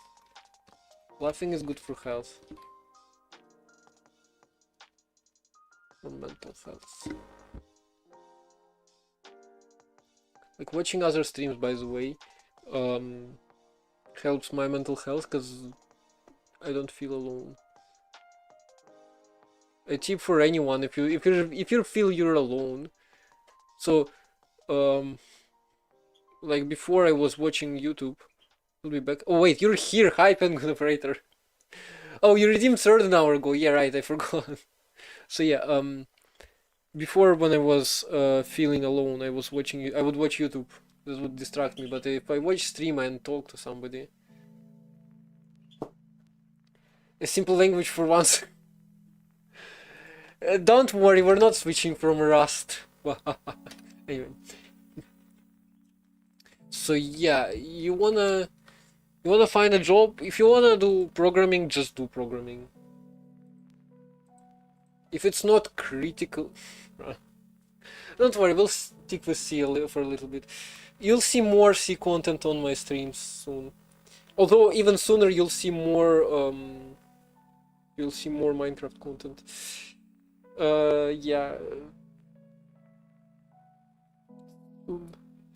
So anyway, job. So if you're not like strictly on a time crunch to get a job, just start doing what you like for programming, as in, well, if you want programming. So if you want to be a programmer, like, there are different kinds of programmers, as in web developers, game developers, AI engineers, like tool people who make tools, who make desktop apps, or like Android apps or mobile apps in general. What else? Systems, like what I'm doing here. So systems compilers. So whatever you like, whatever you think you like. If you don't know what you like, just try a bunch of things. I would suggest starting with game development and making a website, making an app. Well, basically all those things, just try it out if you don't know what you want. So if you want, you just start doing it. You Google what you don't understand, you watch YouTube, you watch tutorials, you repeat tutorials, then you repeat tutorials without watching tutorials. Your general learning. You're crying. Don't cry. It makes me upset. So yeah, you just learn like that, and then I can actually not give advice on getting a job because I don't have a job. Although to be fair, I made like $30 on Twitch over the last 2 years. But yeah, I don't know about job. What I do. I program. I have a bunch of interests actually. I like game dev. I like systems, so operating systems and compilers. And that's what I just do on streams. And then like off streams, I also do a bunch of game dev. I used to do compilers. I used to work on Orco off stream, but I don't really anymore. So off stream, I also like I practice my art somewhat because for game dev, for game jams, I need to make art. I got kind of good at pixel art, and sometimes I also improve. It's like here it is. Okay, no, I just do stuff off streams and on streams. So in my free time, I don't play games that often. I'm not used to it. I don't know. But if you do, like, starting YouTube is a fun idea if you like editing. I kind of feel like editing is not for me, but at the same time, I really want to get better at it. But I didn't make blue fireplace.png. What's so wrong about blue fireplace? Or you mean the blue campfire? To be fair, regular campfire was also made by you. And you actually did a very good job. To land fresher level job, what needs to be done? I don't know. Like, thing is, I don't have a job. And oh, let's start some 2 minutes. And when I go to university this year, I'm graduating from school. I'm almost done. Well, I am done. I skip all exams, and I kind of finished school already. But we still have the last, what do you call it? The graduation party. I'm not a genius. I just have experience. I've been programming for years, and I am kind of good at it now. It's not that hard to get that good. In fact, I feel like I got worse over the past few years, looking at my code 5 years ago. So yeah, like I'm gonna go to university. Nick, remember you compiler transpiler? What's up? Well, we'll take a look. We're gonna be generating something like that. I need to fix the problem of sorting rectangle here, point here. They must be swapped. Anyway, in school, no, I just, thing is, I'm not playing games most of the time. So instead of playing games, I'm just programming in all my free time. And because I got all this experience, I'm good at it. Obviously, if you spend hundreds of hours programming, you're gonna get good at programming. Like, that's what, and I've been doing it for my personal projects. And because of that, like, I pretty much, most of the time I had motivation for that. Although in the past year it kind of dropped, and I need to do something with it. But I mean, compilers never stop to motivate me, so I'm still doing that.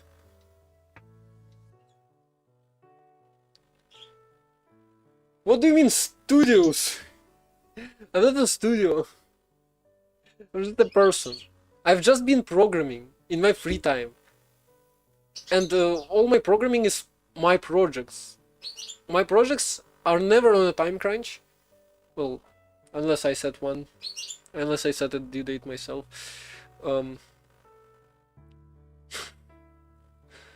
IRL guy, either. So, can I show my projects? Good idea. I don't know if I can... Welcome to the internet. So, I don't know if I can really show something. So, pretty much everything is on GitHub. Pretty much everything. So, apart from some forks, I'm not gonna comment on that. Chatry, for example. I mean, that's a good example, actually. It's running right now, so the overlay on screen. So the plushie Dex leaderboard, and if you ever see a soft body plushie on the screen, that's the thing you can spawn with a Twitch command. You can also control it, you can also punch, and you can do stuff. Use light mode to code. Well, no, I don't use light mode to code, but I do use light mode wherever... I do use light mode where it is the default. So yeah, that thing. Oh, wait, break. So that thing is one of my projects. This is a tiny game console. Basically Arduino and a screen and a few buttons, and I coded games for it. You can also see many of my games on itch.io. So games are probably games are probably something you can actually show. So again, this racing style of game, it's just I join game jams, and that's where I make games. So that, whoa, laggy.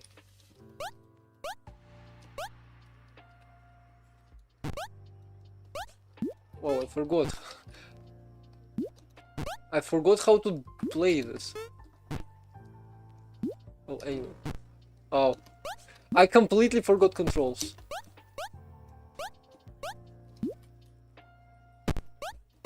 But yeah, I actually really like this game.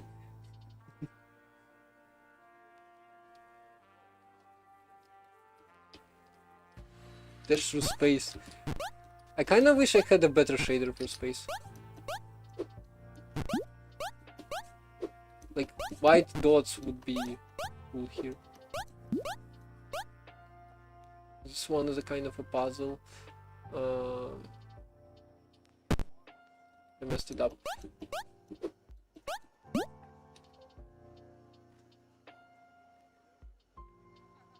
I think I did this before. Actually, you can do this, I'm pretty sure. Oh, it does. I don't fit. Well, I'm not playing this, but this is actually. I actually really like this game. It's probably one of the hardest puzzles. Actually, you can do this right.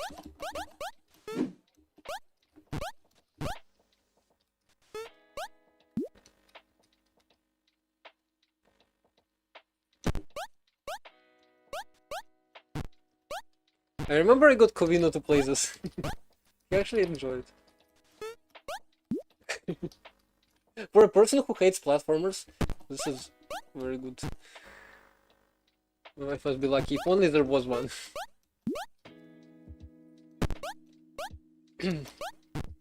But yeah, people keep telling me that she wouldn't be. Anyway, if only it was that simple.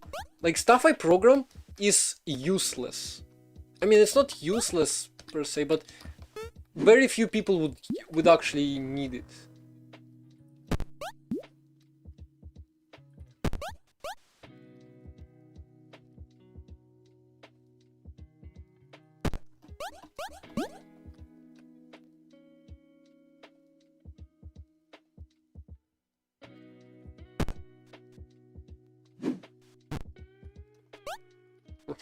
I mean, obviously I'm good at my own game. Somewhat. I'm actually pretty bad at it. Mid-air time! Oh no, right. Oh no.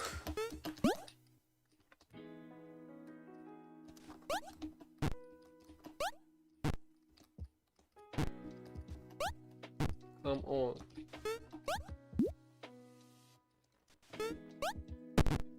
Question marks.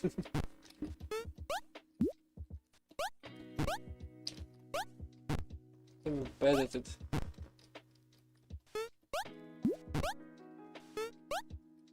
Okay, so the trick is to not hold right when you're jumping. I mean, actually, you don't really have to. Actually, no, you do kind of have to slide off.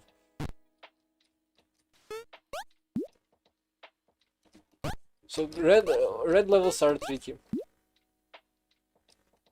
How many times did they fail? Many? I wanna complete this game. I really like this game actually. This is probably one of my favorites. It's a creative idea and it's... There we go. And this is just platforming left.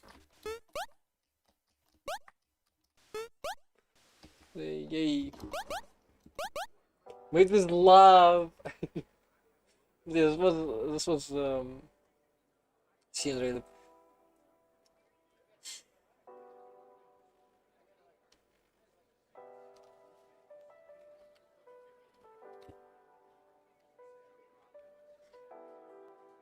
I mean, it's not that hard.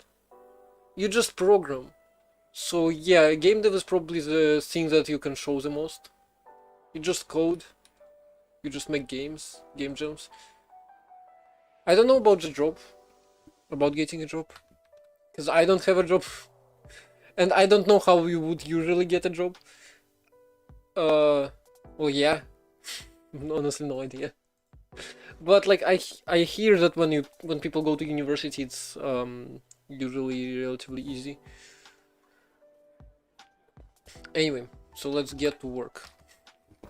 So, type dependencies. Drop everything dependencies. Push array. Type dependencies. Ty dependencies.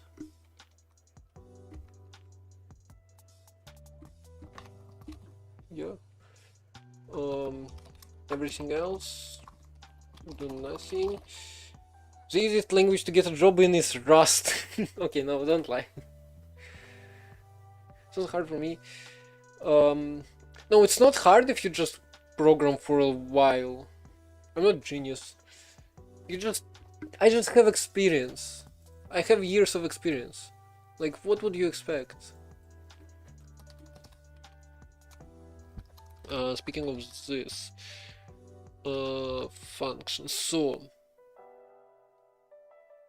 function depends on types. Types don't depend on functions.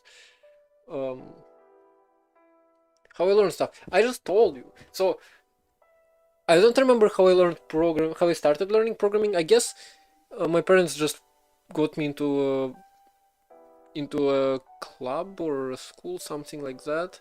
Well, just basically a place where after school I would go there and they would teach me how to program with Scratch and stuff.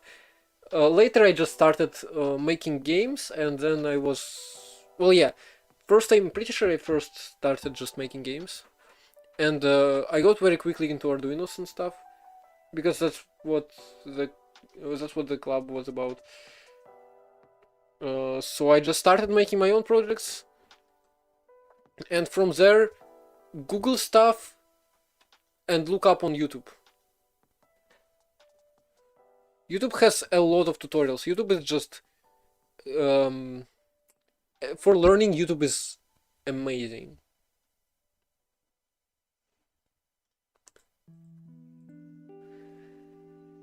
As John Blow said, just go and leave the code or something. I don't remember for sure what he said. Well, yeah, just go, and if you don't know how to do something, Google it. Now you have ChatGPT as well, which can probably help you. Although for hard questions, ChatGPT often fails. JavaScript has switch cases. C also has switch cases.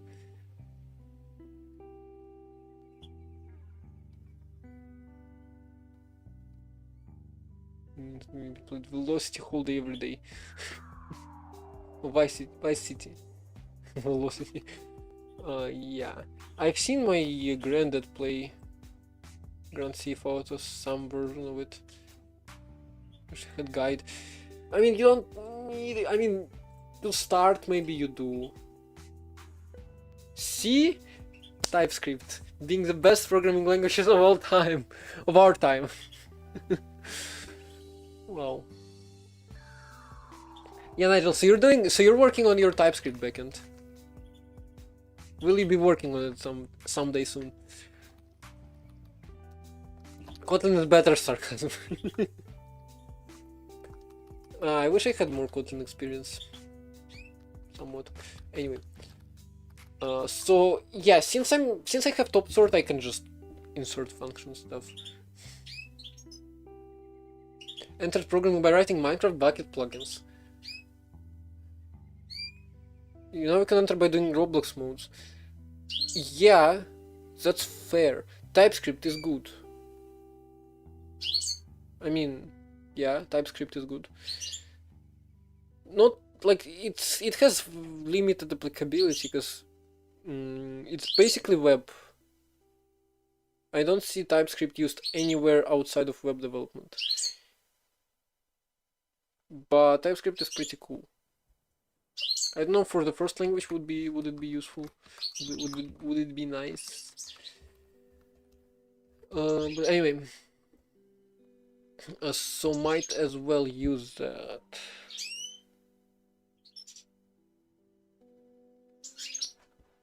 Or do I just sort it? I mean, if I go to IR, Codegen, wait no, just IR, and steal stuff from it. Wait, this is IR, this is the wrong kind of IR. This, I can steal this. Since we have symbols, symbol kind.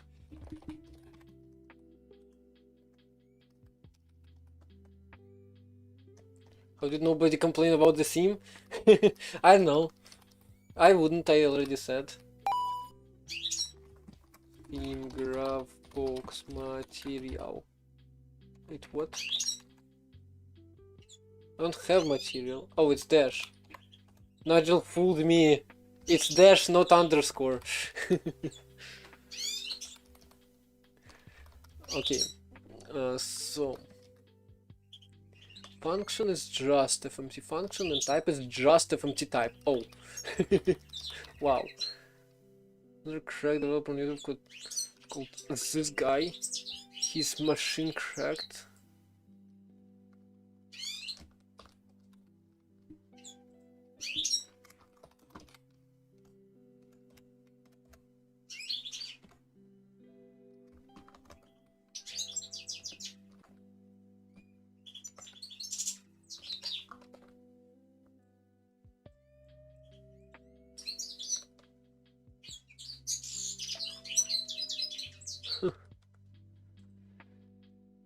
Filters, channel.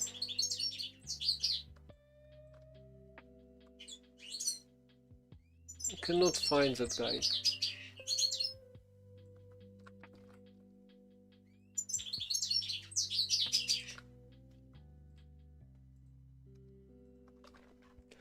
So, yeah, right. Types and functions separately. Function definitions. What they are.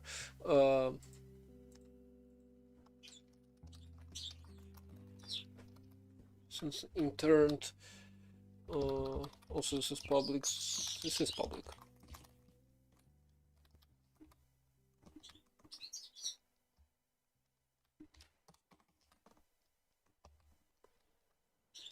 How to learn this stuff?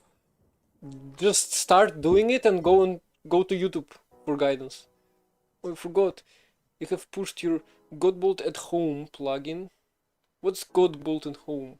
Also, I'm not using Neovim, although I would like to check it out. I don't think you ever told me about Godbolt at Home. What is this called? This is compilers. Compiler development, wide field. Compilers and interpreters and transpilers and stuff. This is Helix. Yeah. That's why you would see me selecting way too much. So I'm always selecting and then doing the action instead of a new. You would press action key and then like word or inside of quotes or like inside of parentheses or something. So I can select like that, I can select like that, I can select words individually.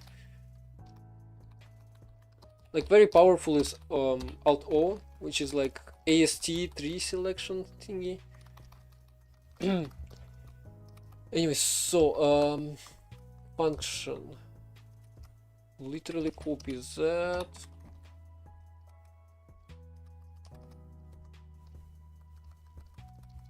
Intern, and then we have others, parameters, return types, params, return type others. Spelling.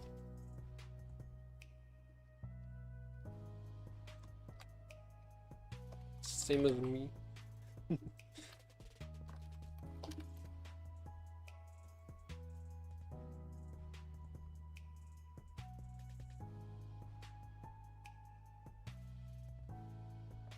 Scene editor part 3, transcriptions, something. Game dev with Zig. I mean, yeah. Software engineer wanting to get more into game development. Ooh, tile maps layers. Ooh.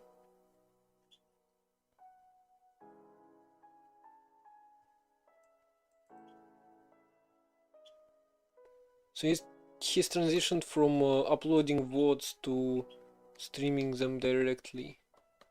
Metroidvania. Yeah, that's a pretty cool guy. I'm not 15 years old. I'm actually 17. Oh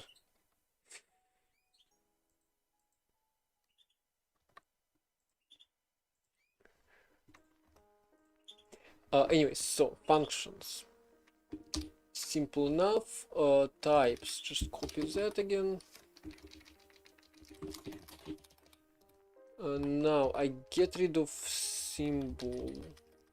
Get symbol. Change a few things. Define. Yeah, sure. Yeah, so that's a pretty cool guy. Get symbol. Subtypes. Get sync.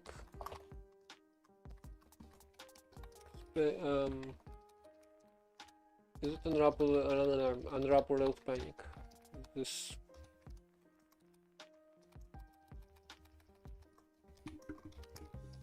Else panic. Type name is type symbol is undeclared, or I guess I can just do undeclared type symbol.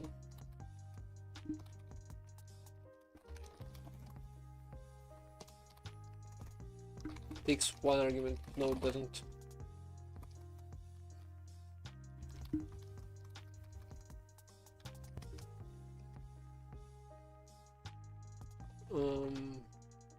So type if. So let's symbol equals this, and if inline struct or not matches this, or it doesn't match structs, then I call inline type alias on type, huh?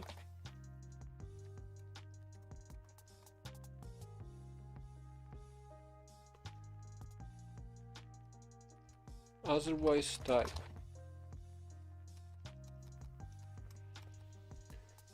Oh, it's much.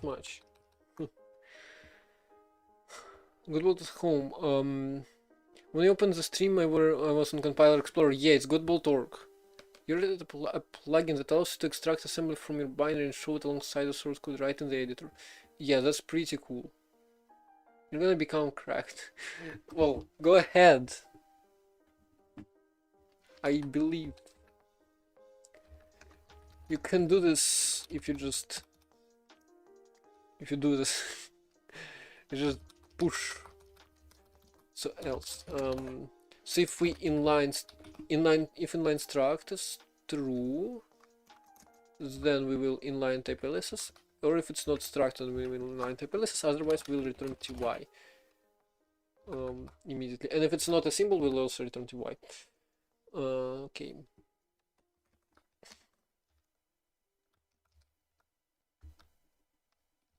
Wait, also it's symbol, so it's ty, the new ty.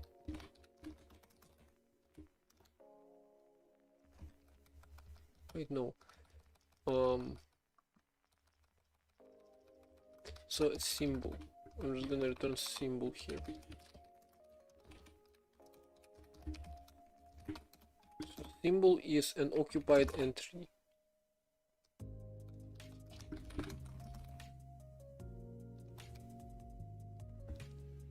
Or can I just deref it? I can just deref it. Okay, so that.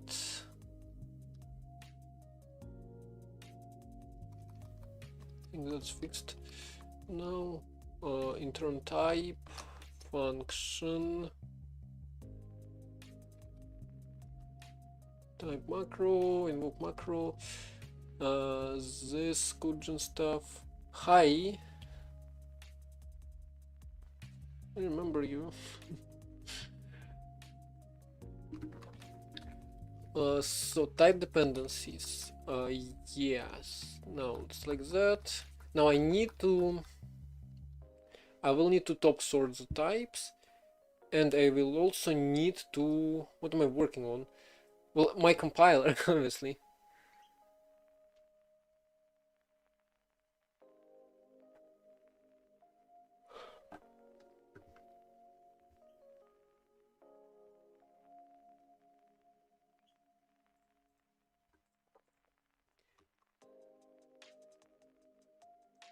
Flashy glass. So yeah, top sorter.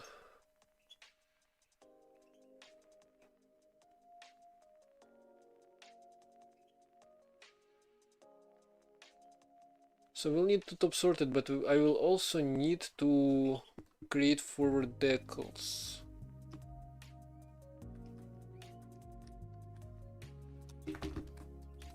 It was gonna be a bit of a mess. So write that. After that, I'll do self types iter sync. So if it's more complex than a struct, what can it be?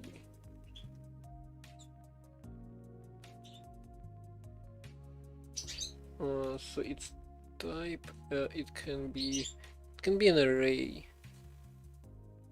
Since structs are internal, it should be okay.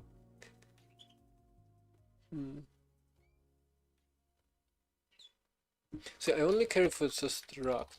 Name ty. So if,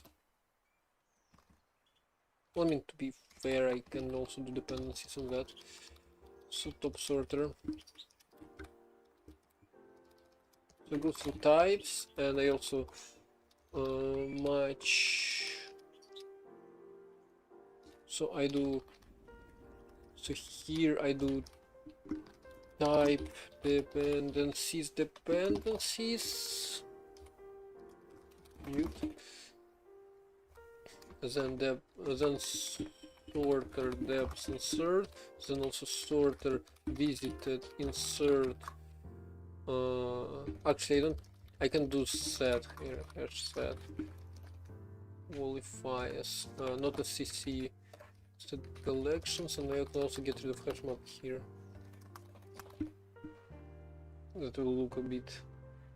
Which is the best Linux distro for coding? Oh, I don't know. So Arch, I'd say something Arch based. If you're like really crazy like me, you can try NixOS, but I'm Gentoo. So my first pick would be, well, Ubuntu is kind of annoying. Something Debian based, maybe. But I feel like for coding, Arch would be better suited. So either Arch or Manjaro or like Endeavor is also good.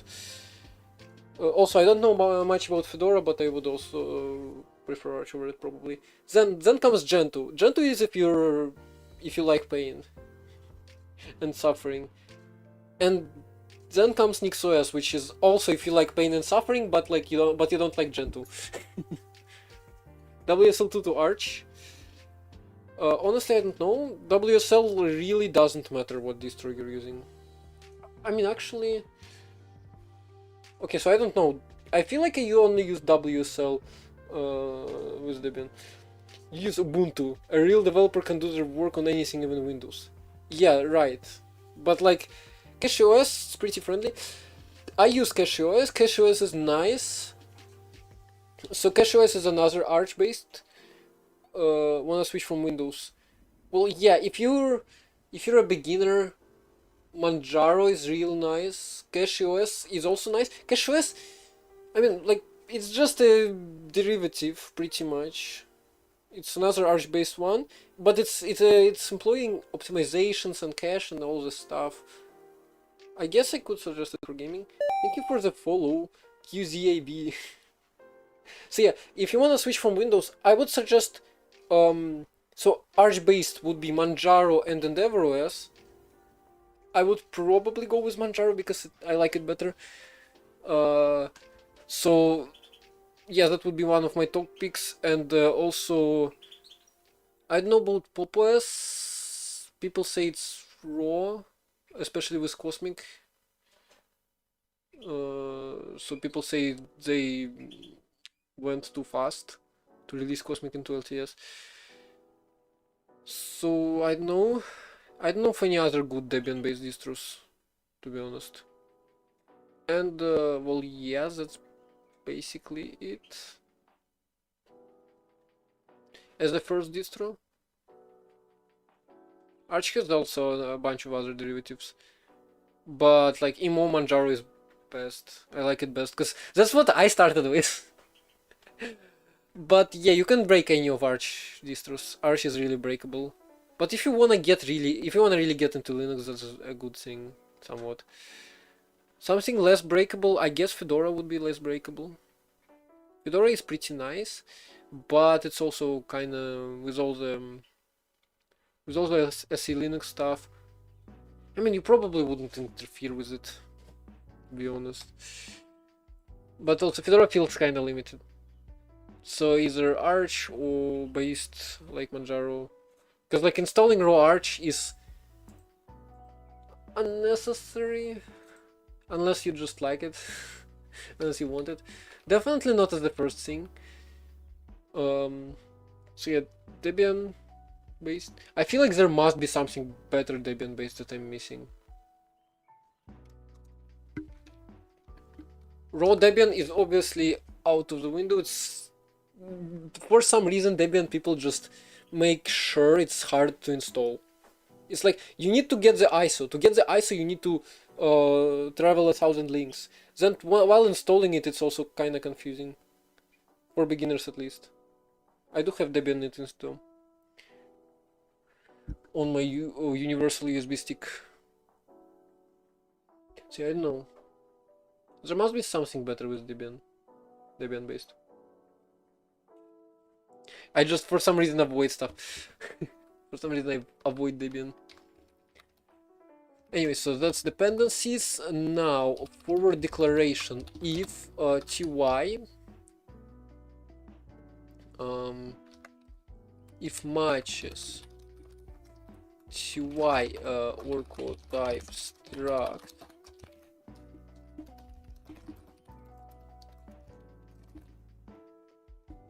then forward declaration, and I need result. I need my result. Let result equals okay. This is silly. You're back. Welcome back.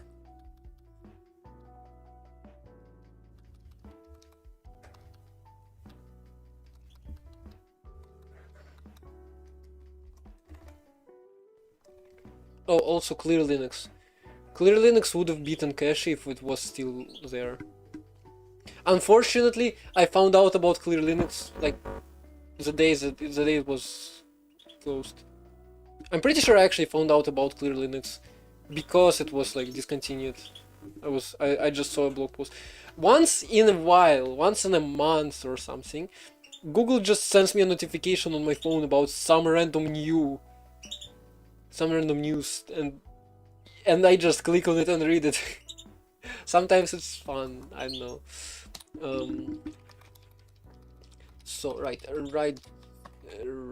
that. So this is not gonna be multi-line. Right len f. So result is okay. It's a continuation. So I'm gonna write what am I gonna write? I'm gonna write a type def struct name underscore name struct. I'm gonna do the struct was suffix.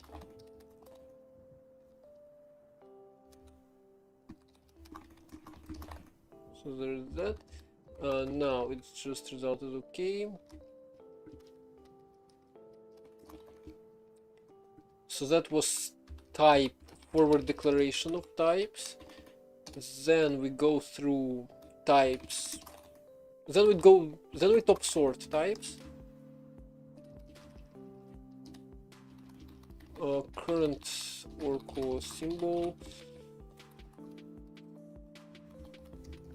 Sorter build top sorter. So I'm gonna go through for symbol. Oh, if sorter visited insert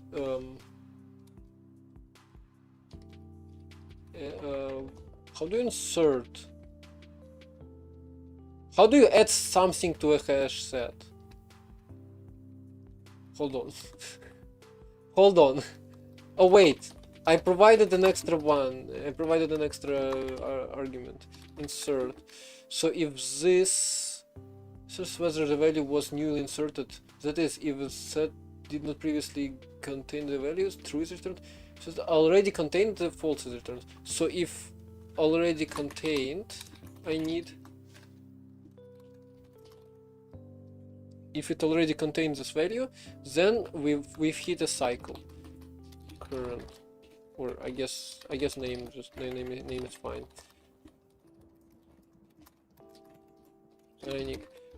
Depend type dependency cycle detected on name. Infinite possibly infinitely recursive type, possibly n infinitely recursive type. So I also want to, in type dependencies, if it's an array, size, if size is greater than 0, because if size is 0, that it might be just a tail, So in struct you can have a tail array of size 0, as that's a very nice thing to hint the compiler. Not gonna explain it here. Lazy. So for depth in sorter, depths of for name. So we checked visited.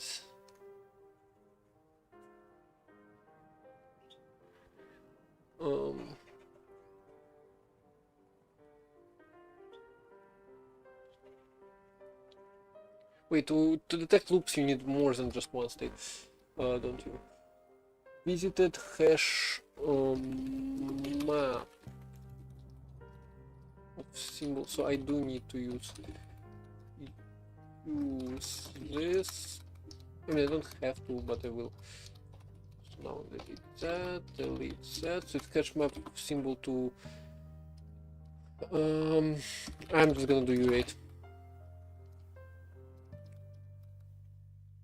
So if this is this thing is gonna, so we insert 0 into it, or I guess I'm gonna visited bool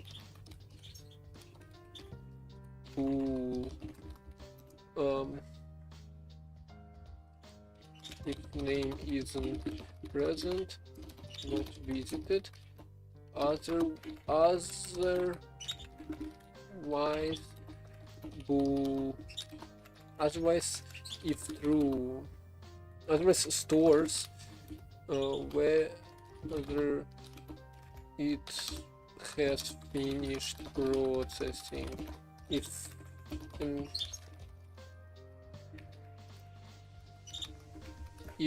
well,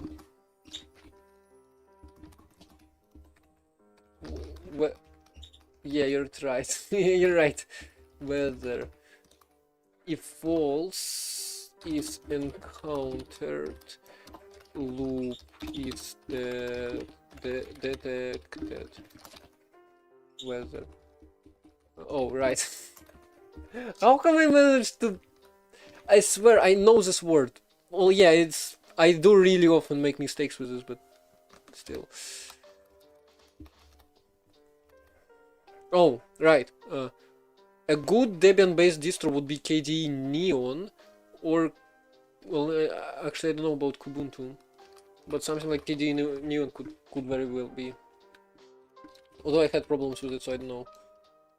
And then there are like Bazzite. Bazzite is actually pretty good, but I don't know.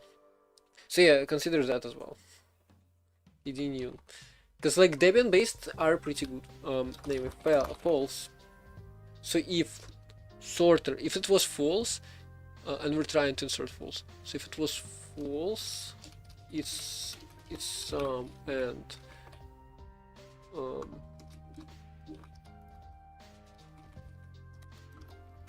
finished.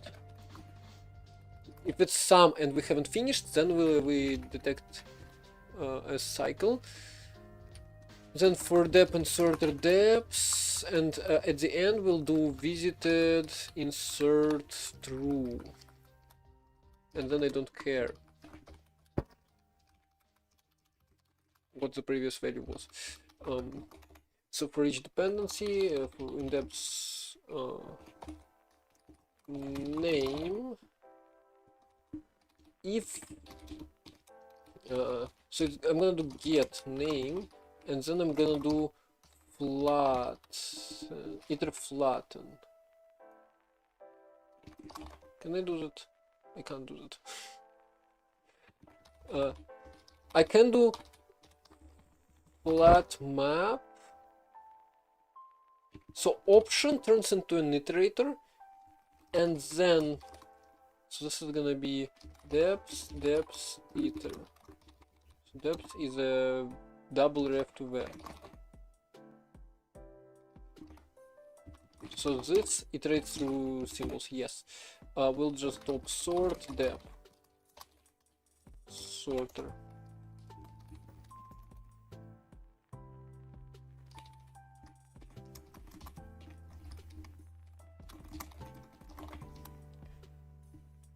So sort dependency. Ooh, I need to copy them.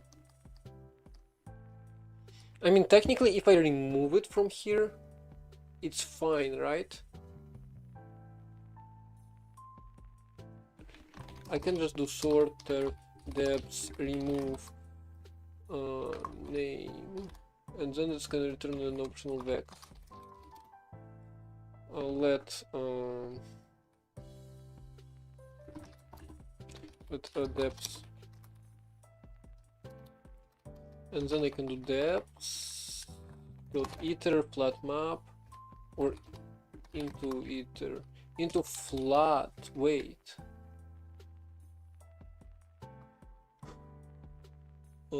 Transforms an optional iterator into an iterator.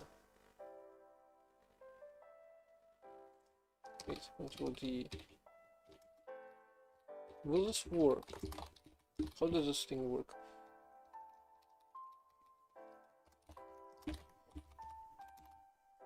Wow, this works?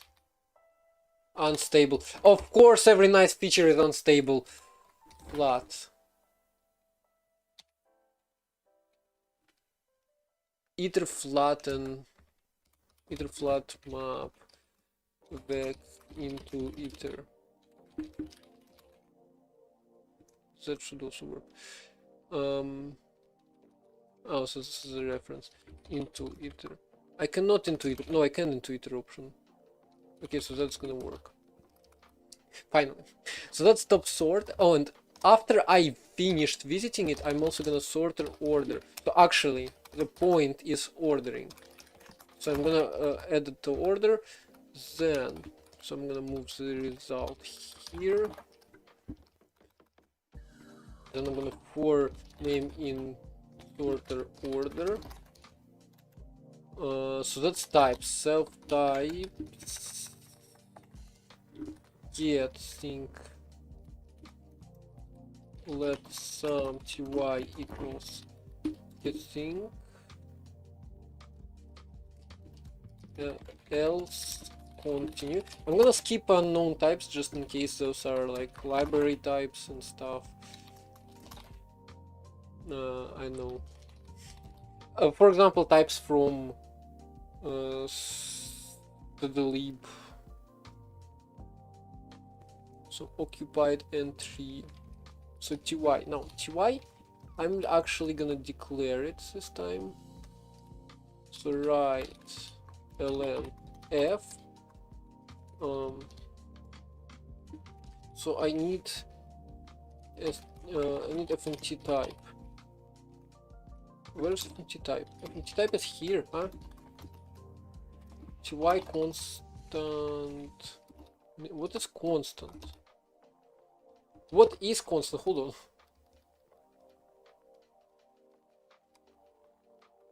Oh, it's like const. Yeah, false. False name. None. Or do we? No, name is gonna be name. Some name. Some name. So it's okay. So in symbols, I can look it up. Type def. So I need to write. Type def. This semicolon.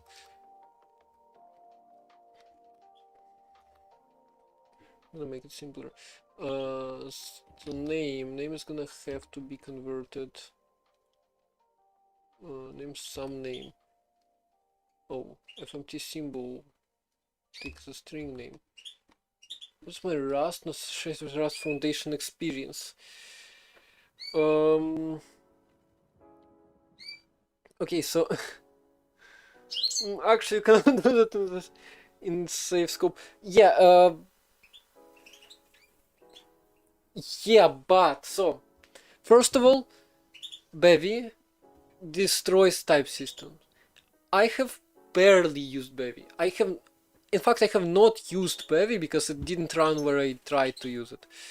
I tried to use it on an ESP32. Doesn't matter.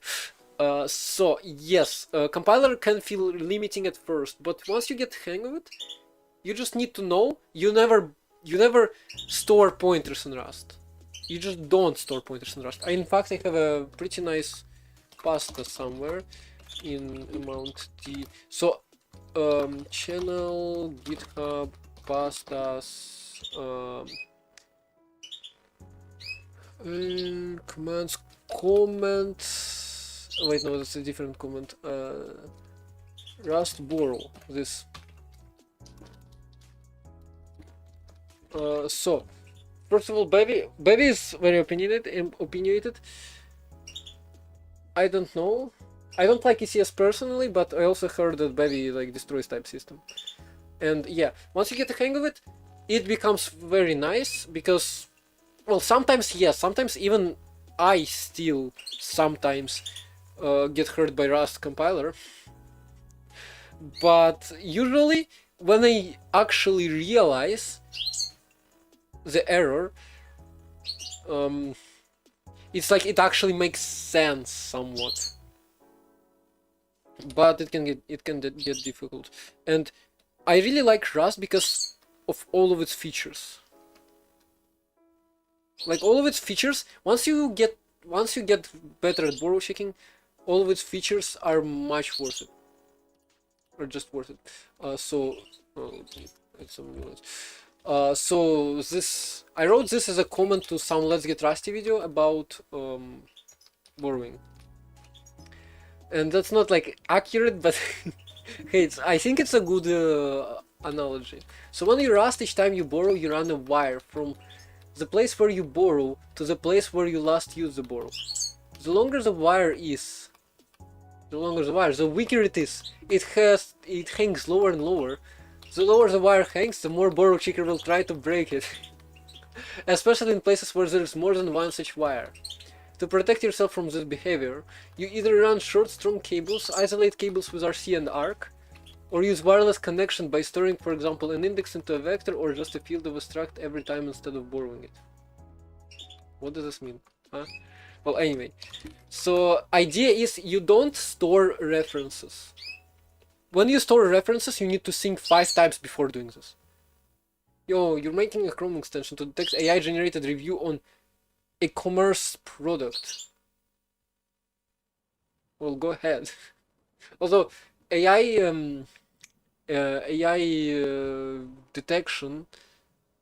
I mean, I didn't have experience with it, but I feel like it's very well. I just heard some things like it's classifying law as 70% AI written. Anyway, so yeah, for us borrow checking, you never store references. Well, when you store references, think about it, because like when you're borrowing, you must return it. If you borrow it too far, borrow checker will probably find you, and yeah, it won't end well. So like when you're references, you usually just borrow something, you give it to a function. And like in Rust, you would usually, so like as an extension of that, in Rust you would usually, instead of storing a reference somewhere, you would usually just pass a reference every time you call a function on that object. Like pass it separately. I don't know if that makes sense, but I guess that's what I do. So like you're either owning an object or you're borrowing it. And I would not advise using RC everywhere. RC of refcell, because that defeats the purpose of Rust. But that sometimes that does just fix the issue. And like one of versions of my compiler used RC heavily as a, so the graph basically was based on RC. Like the joke, we solved memory management problem. Now we have borrowing problem. Also disclaimer, you like Rust million times more than C++, but you like it million times less than something like C3, Odin, Jai. So yeah, I have not tried C3, nor Odin, nor Jai. Although I heard good things about Odin, and I wanna try C3. And I also really like Zig, but Zig makes your code so much verbose, so verbose. And I also like C. I would honestly decouple C from C++ and say C is like in between C++, because C++ has so much garbage accumulated over the years. So C has some issues like array to pointer decay, like Y, and lack of generics. So yeah, it's not quite on the C3 Zig stuff level, but it is better than C++ already, I'd say. Although I would say that C++ has namespaces, and some of those features I miss when I program in C. So yeah, that's why I wanna try C3 Zig, and I wanna try Zig again. I wanna try C3, and I already used C for my last game. Anyway, so what do we do for names? Let me make this smaller again. If I roll back, far back when we had, it's just dangerous, back when we had this, yeah, it's just create sim name. It's just create sim name. So here I do sim name of name.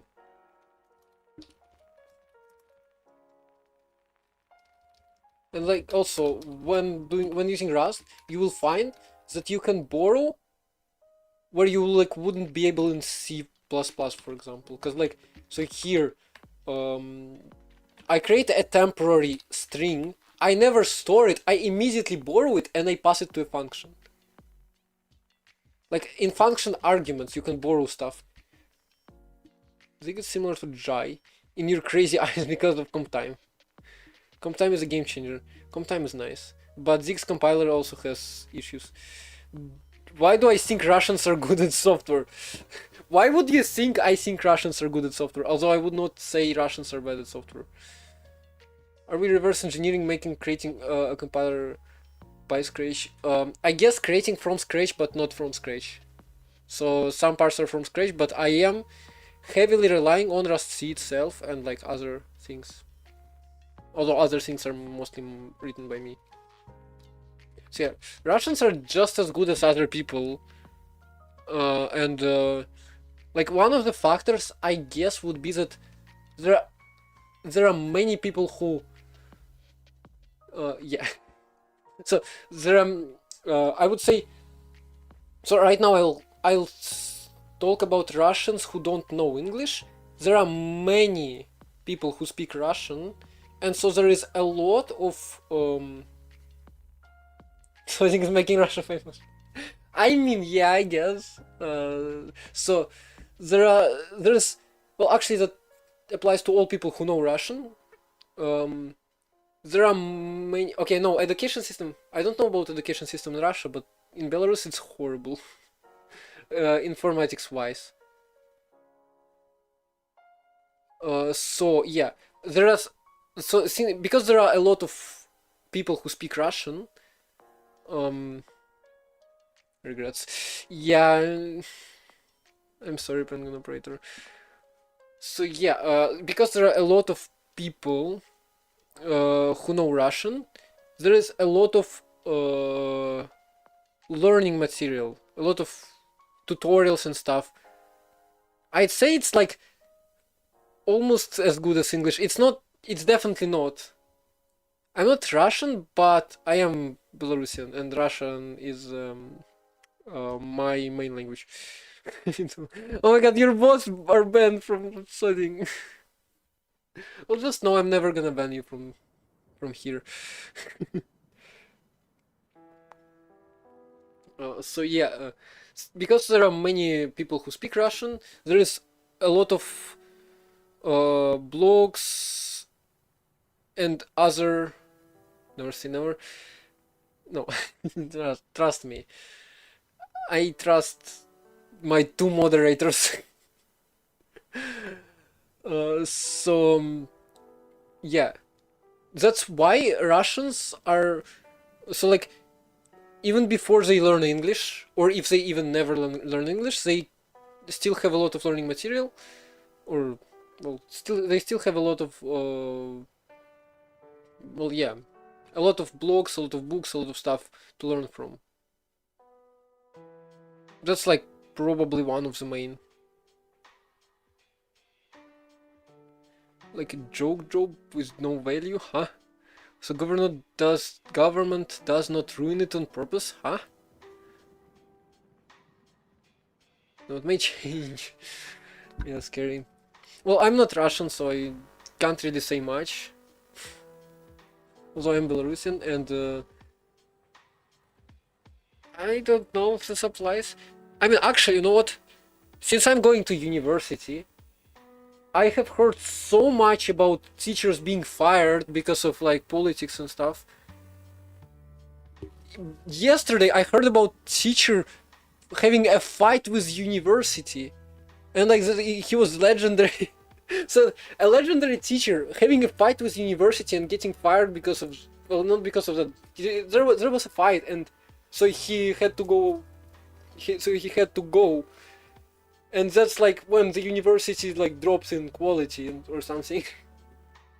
So that's just a story. So within past few years, like past 5 years, that has been an issue, I guess. The most cause politics happening. But yeah, school program for informatics was always horrible. Like literal finance fees and stuff. I don't know. I'm a good teacher. So sad I will not see. I will not see him. Although who knows? Who knows? So yeah. Anyway, I can say that in school, informatics is just very poorly engineered. I mean the program, because like we were supposed to learn the name of computer science, I guess. So yeah, we were supposed to learn Pascal ABC, SketchUp and that stuff. Although I have heard Python is being introduced.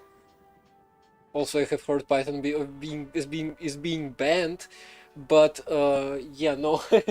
I hope that's just a rumor. So I heard Python is being introduced in schools now, so maybe that's changing to be better. But yeah, from what I heard, our so what is it? universities are getting worse, and that's an issue. And I'm pretty sure that's I'm pretty sure it's better in Russia, because I have heard good things about Russian universities. Although I don't know. I cannot go here because military. I cannot go there. Although I have been advised to go to what is it, MIPT. But yeah, I can't military.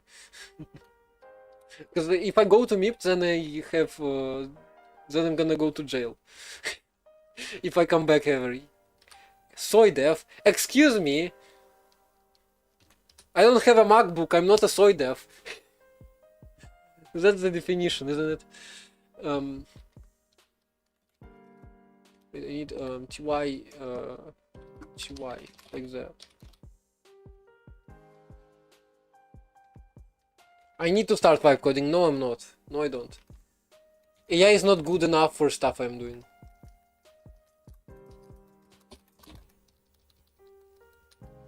So that's type devs. Now, so I'm gonna write a len here. So an empty line here, then dude, question mark. So next, an empty line here. So this was all types in order. Oh, also I forgot to call top sort. Right. Destination format strings. Format string. Do we have to provide? I'm pretty sure I could write a len without format string. Where's the destination format? What do you mean? Huh. Oh gosh, I thought this was an error message, like actual. Like in my code.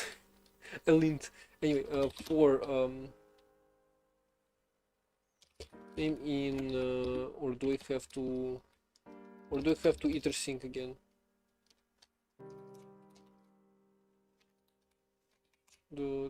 Key. Okay, yeah, I don't have to itersync. It's fine though. I can just itersync.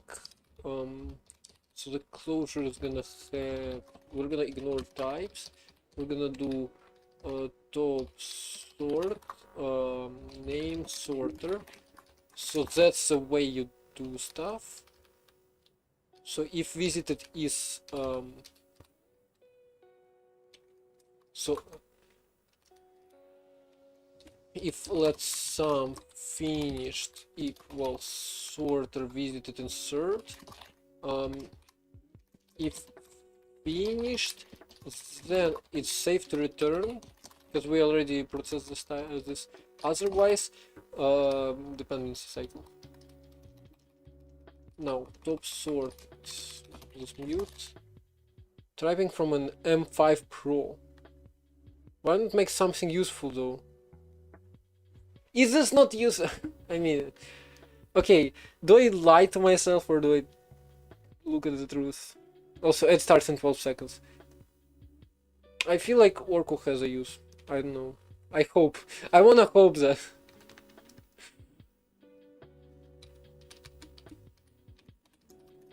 I wanna hope it's a useful project. Oh, and of course, true. So there's that. Now, sorted order. So that's types all done. Now we'll go through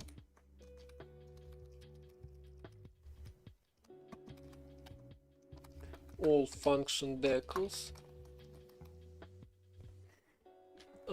So self functions itersync name signature.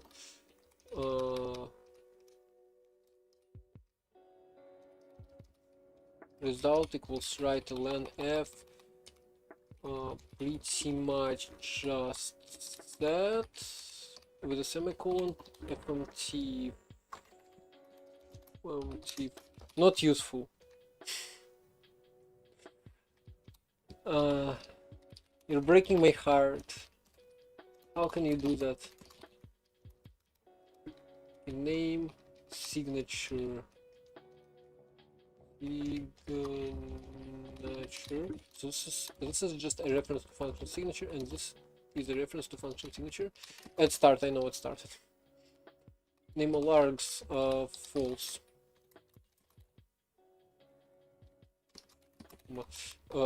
So that is all functions. Now write ln f, and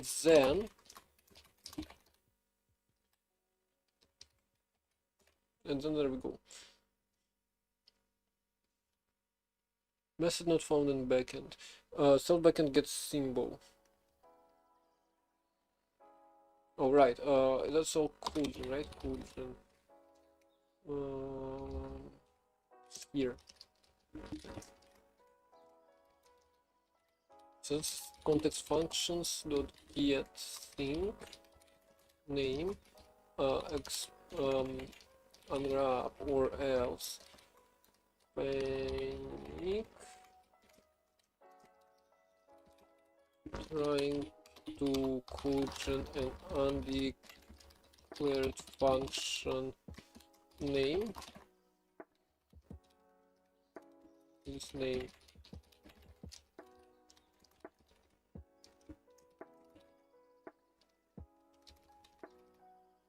So this is 100% a function.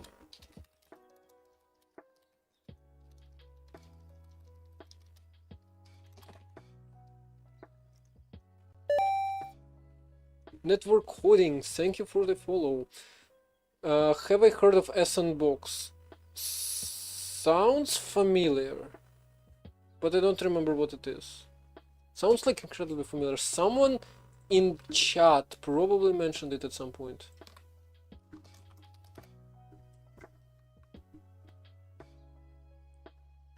Garry's Mod something. Oh, it's spiritual successor. Source 2. Okay, maybe that was not from chat. Maybe that was from some YouTube video. To make something useful for it instead. A game creation platform built on Source 2. Yeah, nah. Millisecond hot reloads. Built-in multiplayer. Yeah, that's pretty nice, but I don't like platforms and game engines altogether. I like to code games with libraries instead of engines. Because engines abstract control flow, and well, that's on one hand that doesn't matter. On the other hand, I don't know. I feel like I want to be in control. So I like to not use engines. Anyway, what am I looking at? Get symbol. Do we ever have another get symbol? No, it's 4454. Yeah, huh? Hold on, how's that? How is that possible?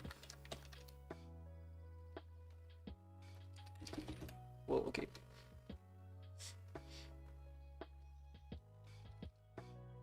Oh, it's in value. It's value 44. Value. Job with no value. You see, farmer produce food, so you can go and take his farm. Huh? Jojo's live. TwitchCon stream is live still, huh? Oh, by the way, yeah, right. Minecraft Live is gonna be soon. I don't wanna miss it. Farmers produce food, so you can go and take his farm. Oil rig is no brainer. You can take it and sell oil as long as you please. IT is strange. Some nerds sit in the basement with their PCs and do nothing. Exactly. You can take their basement, but all you get is a basement with PCs, so no reason to deal with it. What do you mean? PCs cost like thousands of dollars, especially with RAM crisis. Like, come on, that's like a no-brainer. You can sell basements with PCs to like weird gamers. It is now obvious that IT is important, but it wasn't. I mean, okay, anyway. Values. here, get symbol. So this is a place global, so this functions. Get sync. Just operator. Let's so signature, or if let some signature equals this,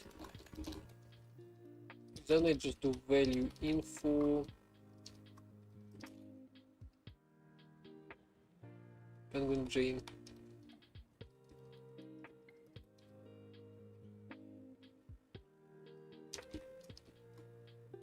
Yes, we can do signature pointer type. Signature PTR type. Else panic symbol name does not exist. What? Undeclared symbol name.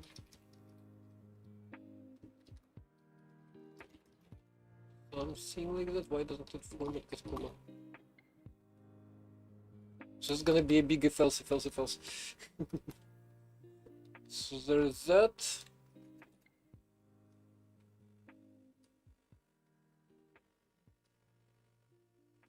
Symbol kind value. Yeah, we don't have symbol kind anymore. In fact, I need to restructure this a bit. So symbol kind, I don't care. Function signature, FMT type, FMT symbol. Only thing useful here is the FMT function. So that's what I'm leaving. And in librs, in different librs, well, use symbols FMT function. FMT function. Or actually, do I use it? Don't really need it. Haven't written a line of code in months. I'm raw dogging it. I'm a programmer. What else do you expect from me? Codegen mode. Different codegen mode. This one. Symbol kind. So this is supposed to work, right? How would I navigate so fast? So compiler is telling me it's in Codegen mode rs. I know it's in which file this is, and it's telling me symbol kind. I literally open Helix, open file picker, I write Codegen mode to quickly find the file, and then just search for a symbol I want. Where's Claude? Sleeping. It literals my home directory. I don't like that. I can make better one. Type dependency cycle detected on structs point. What do you mean? What do you mean? What do you mean you can... very busy YouTube chat today. Yeah. By the way, my YouTube streams are getting up in attention. We almost reached 2000 views. Which, for 60 hours, is not that much. But, yeah. Why not VS Code? Is VS Code just for babies? No, it's not. I like Helix. Like, look how fast I can navigate here. No, it doesn't suck. VS Code is actually a very nice one. The other Helix is best. Yes, that is probably gonna pass it. Although, with the amount of extensions, VS Code seems impossible. But, yeah, I would say Zed and Helix are better. By the way, it's died.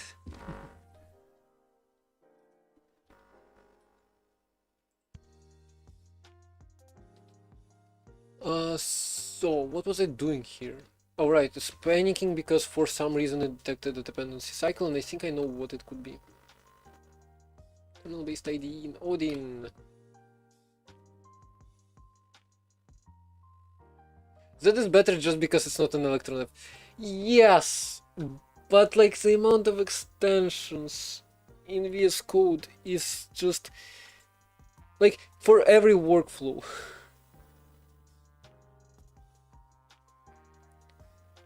You try to use Vim and Vim. I mean, Vim versus Helix is just, you can't say which one's better.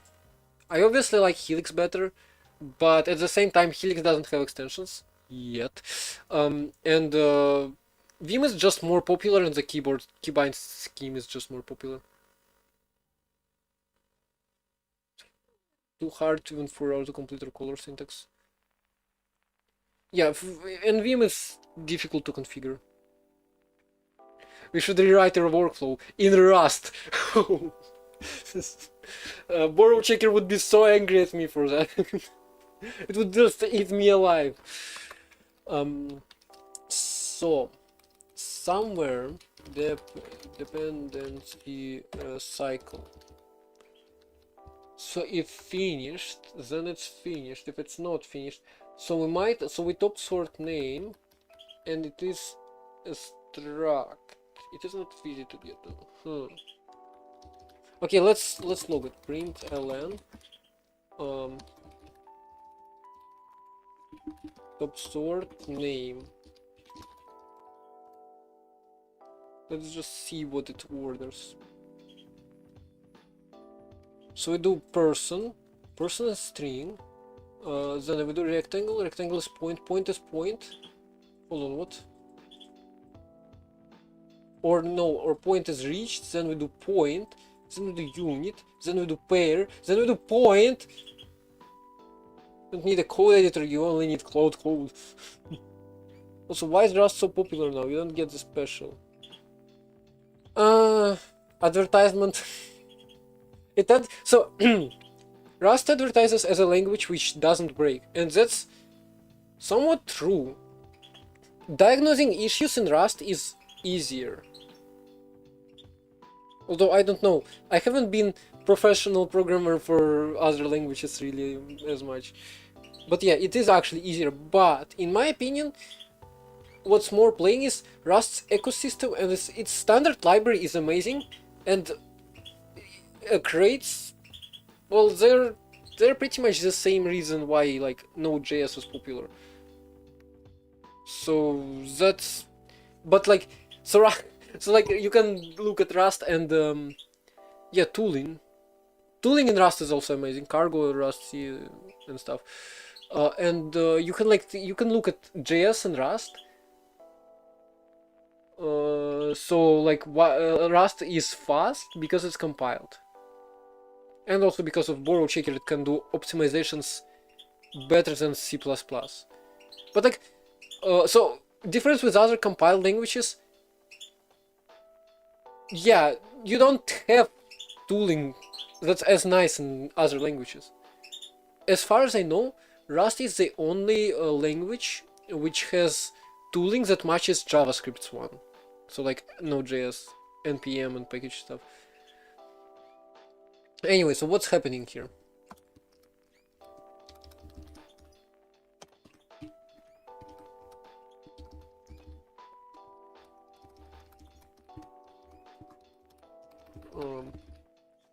Root.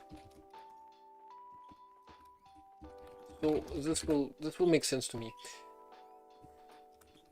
Actually, get rid of name here. That would make sense to me.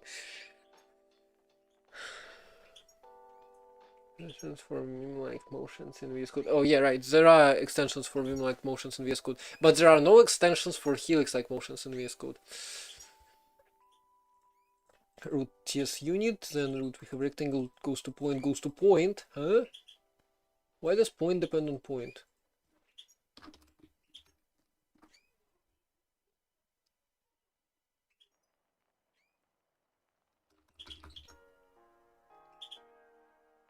Oh, because we are visiting point twice.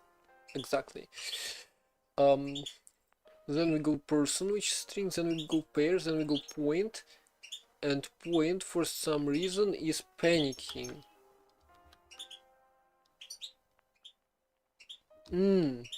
right here. Also, I muted music. Am I making game? Currently not. Tooling like inspect element? No, I mean tooling like cargo. Rust FMT. Like LSP is nice, it doesn't break, it's integrated. Project management, dependency management. In C++, it's annoying. In Rust, it's all handled by one thing. And it's pretty easy to use.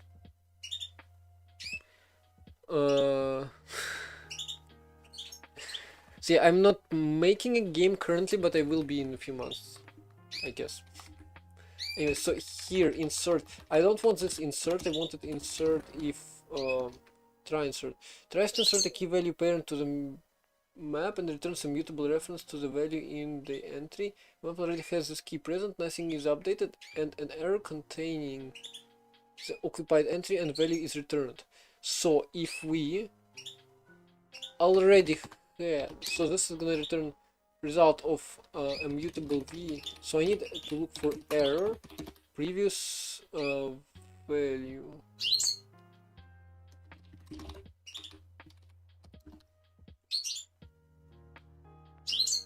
So it's occupied. Finished dot value. Bro, why is every single nice feature unstable? You can't watch the barbaric development. We'll see you, I guess. Or not. So I need to insert. Can I do entry dot entry entry name dot or insert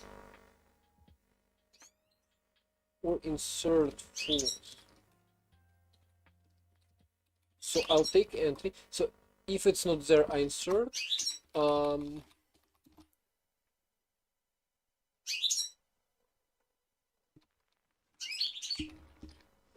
So here, okay.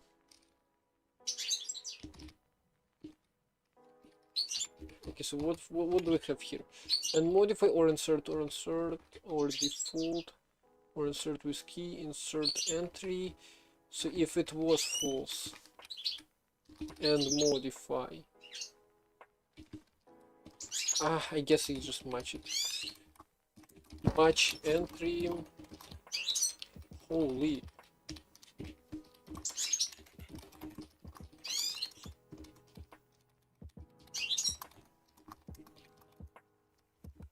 Oh, right. So if it's occupied, finished, then I move this stuff. If finished return, otherwise dependency cycle, vacant entry, entry insert false.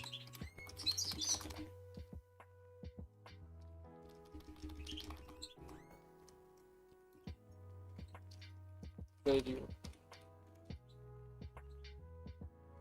Yet.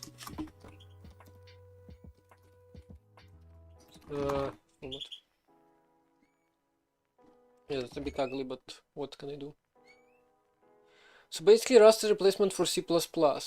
No, not really. But I mean, kind of.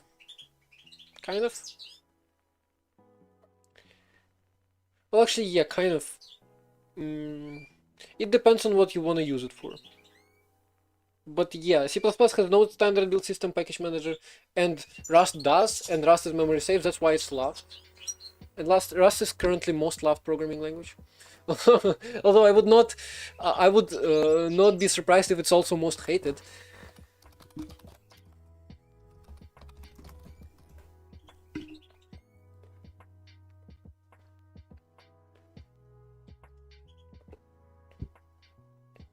Okay, so what do we have here? Type def unit, pair, point, rectangle, person. Then we have declaration and definition. And I messed up.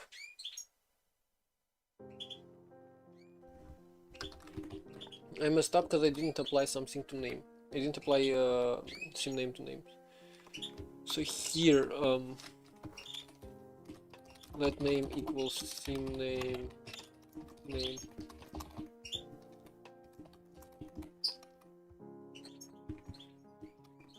So that's for type defs, and then so for types themselves I did.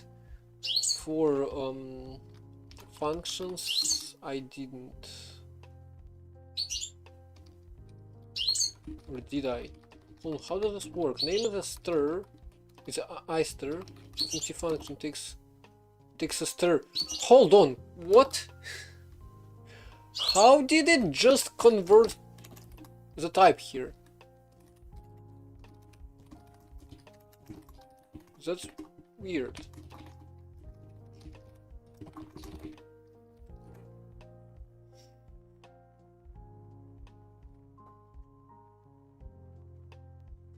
Okay, so that's better. Unit struct, unit, no, struct. Now I need to insert the names here. So for, so in FMT type,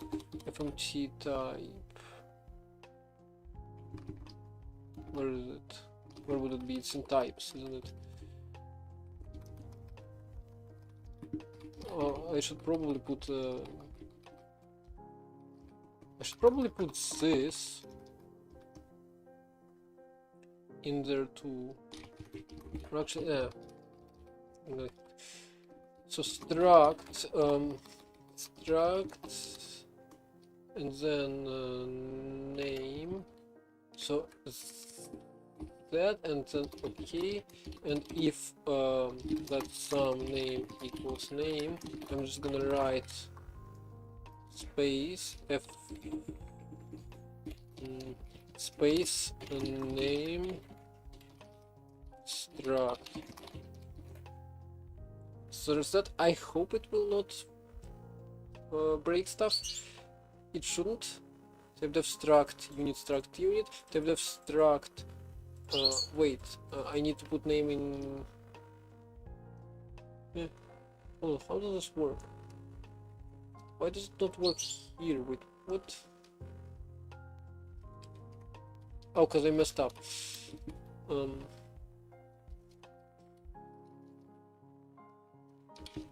So here I'll write f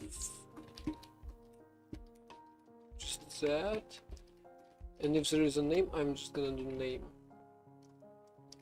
here, and here. So we do struct, then we do struct keywords, then we do name, and then we do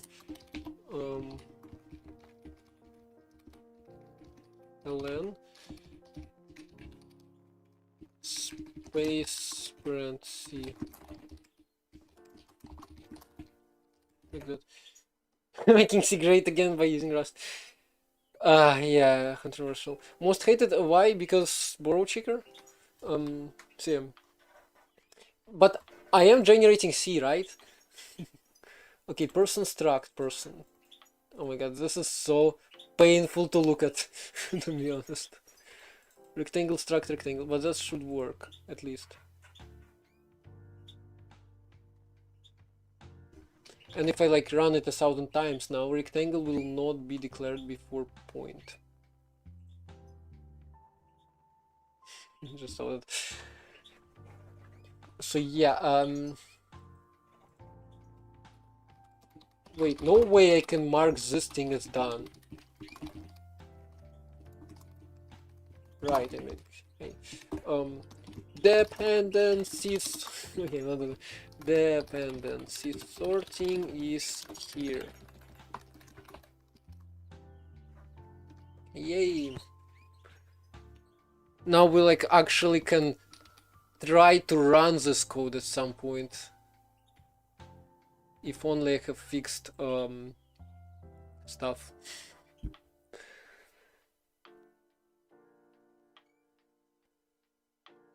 We have an old project that attempts to transpile C into TypeScript.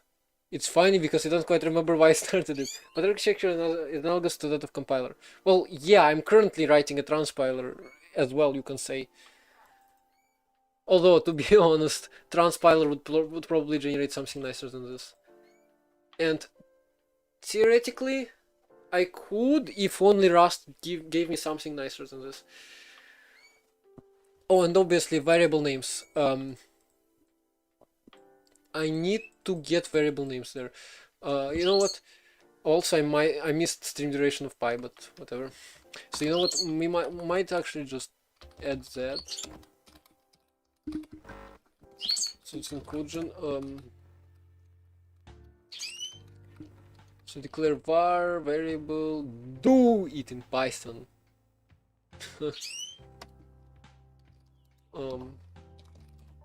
Variable is actually perfect for this kind of thing. For compilers, transpilers, well, I don't know. I have not used Python for it. I have used Java though. What is Zig? Zig is a programming language. It's a programming language that claims to be C but better. So Rust does not claim to be a C replacement because Rust is higher level than C.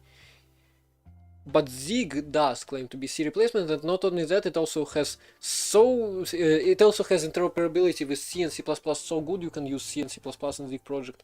And Zig compiler in fact can compile C and C++. So attach a debug name to a variable. A name to a variable for debug what's this var name or name var mute. Hi Hans, so hi. Wait, so C and C++ can use Zig. If you declare functions, you can surely do that. I have not followed crafting interpreters, although I have heard many great things about it and I have taken a look at it. It's just, thing is, when I started this stuff I didn't know English, so I had to go off of resources in Russian. Name, so variable name stir.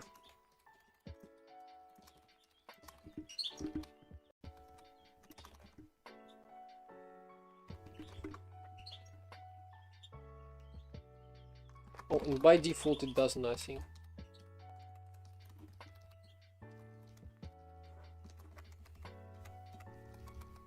Assign make temp.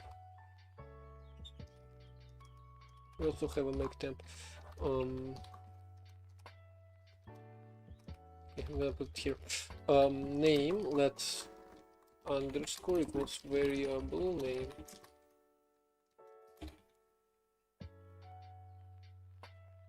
How to go from knowing basics to writing compiler level? Any advice? Well, okay, so I'm not that good at compiler development, maybe, because I've pretty much mostly written transpilers. Although I do know about a bit about it. I don't know. You just do that. Everything I learn is just experience. I watch YouTube tutorials, I do that.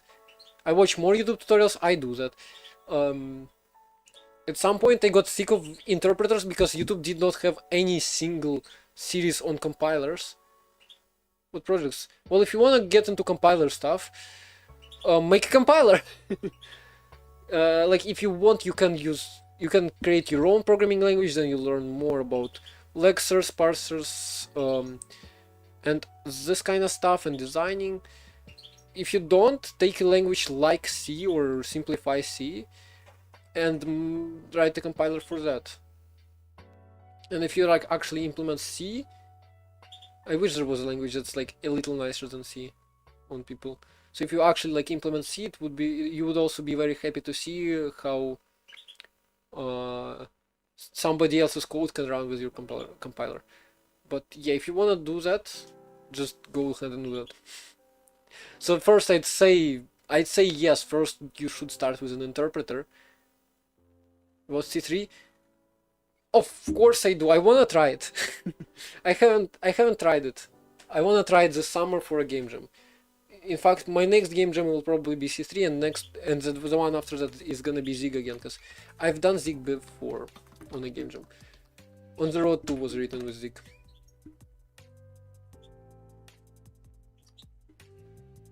So yeah, but I don't know anything about C3 though.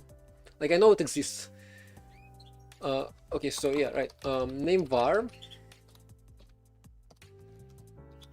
cgen.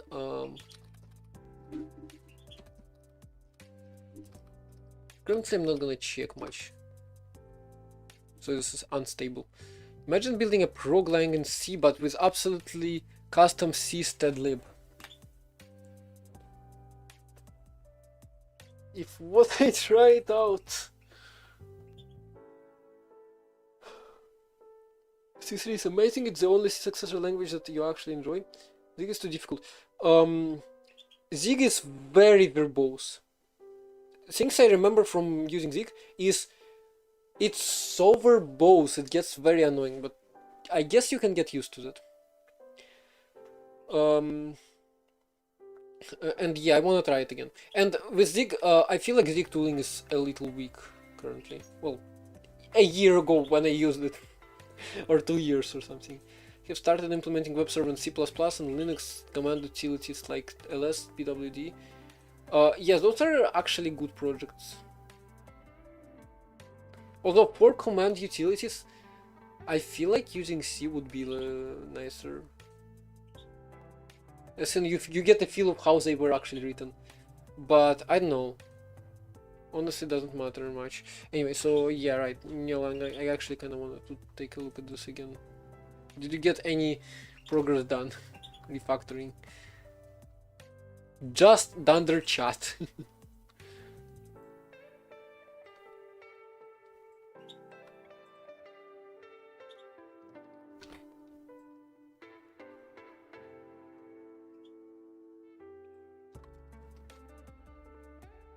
Oh, I refreshed accidentally. The community is extremely recall. I don't even know what this word is. You like C++ and Go. Well, that's an average person. That's like the most average answer I would probably hear. Okay, maybe not the most average answer. Most average answer would not probably include Go. Although I hear many people do that. I used to really like C++, but now that I used Rust and some other languages, I feel like C++ has many issues. Bind that and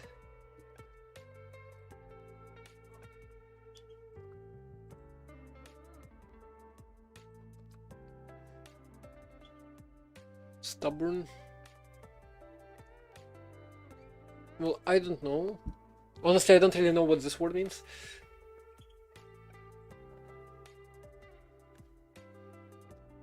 So declare var, in here name var. Self variables, so ID is variables length. Self variables, variable 0.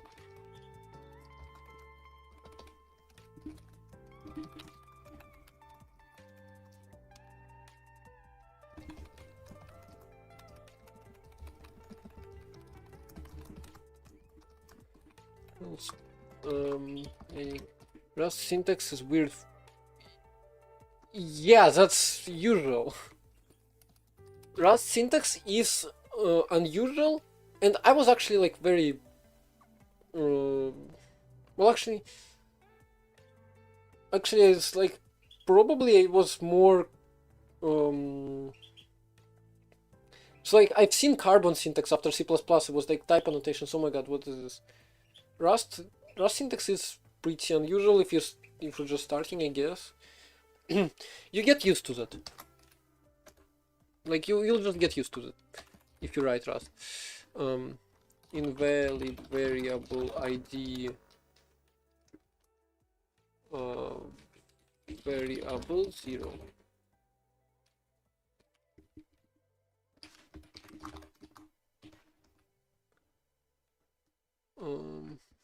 there's that. Now variables contains variable info. That info, I guess it's a mutable reference, so it must be new.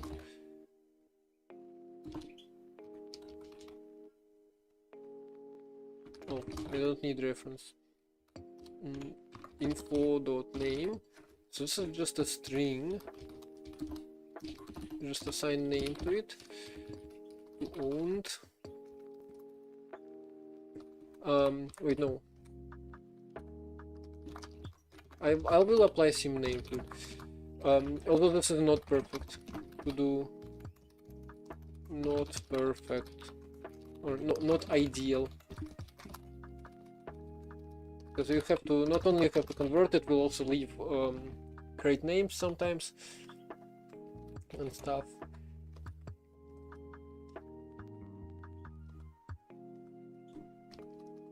Now to exploit this in Rust C, like those small functions are just nice. So yeah, to exploit it in Rust C, the Rust programming language website I used to learn Rust. Yeah, I read the book, but I don't know. A book can only get you so far. It's not, and also I don't really like reading. It was hard for me to read a book that big about a programming language, especially when I heard so many cool things about it, and now instead of actually like trying it out, I'm reading. So yeah, I like YouTube videos more.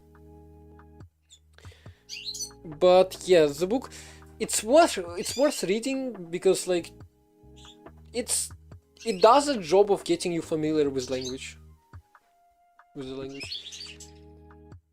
So yeah, Rust C, code gen. So locals here we have locals. No. Oh, local decals. So for each local decal, I create variables. An argument. Yeah, that's an issue. Argument names should also be factored.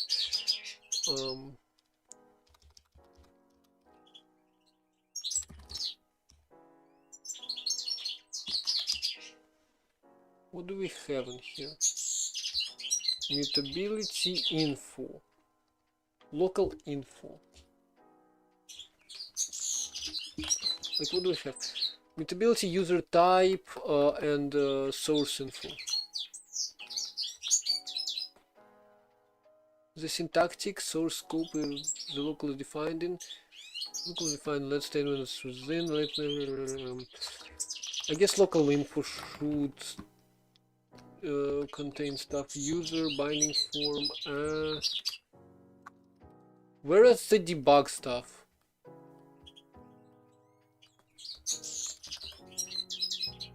Var debug info.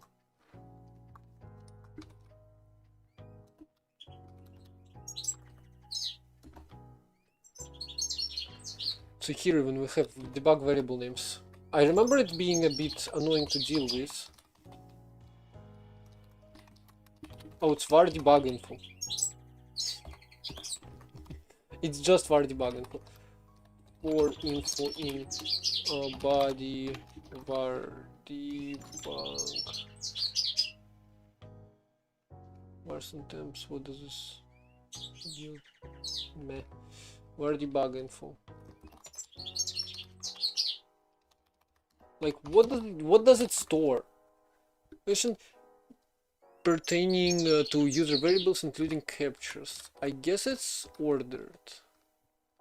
So argument index value composite. Argument index doesn't have to be there. Where's the data? Is it this? It is this. A place or a const. See, we don't need to enumerate those. Info. So we have what? We have name, which is a symbol. So I'll do ctx dot function dot debug or name var. work in progress name. So to get the variable, so we have info.name. To get the variable, we can match info.value. So it could either be a const operand. So a const operand is just this. Meh, I don't care about it. Or a place. VDIC. Use this as VDIC.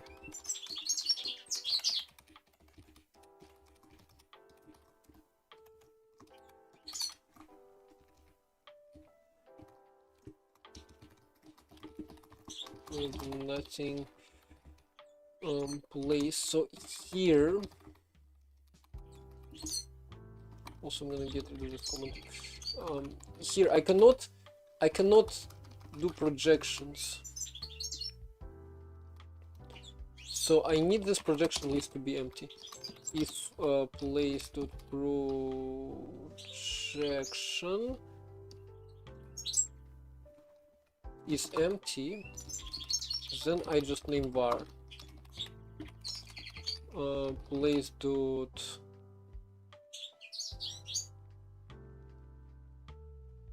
local. So local is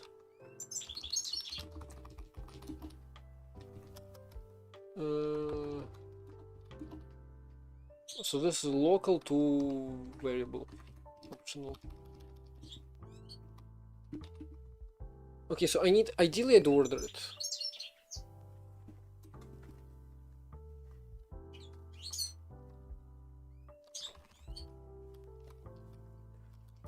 But okay, so if it's empty, if it's not empty, I'm just gonna continue. If it's empty, I'm gonna do let some var equals self or context variables get place dot local flatten ref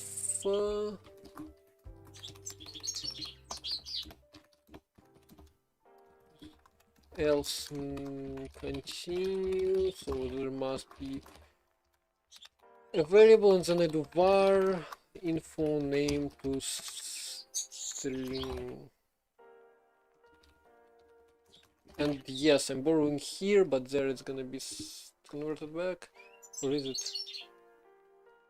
It's either dereferencing. Flatten ref. Use unstable them.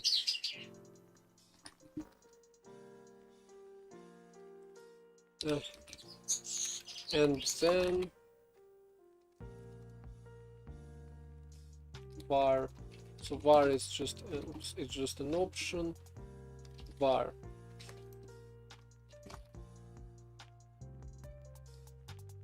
Actually, option as ref. Option as ref.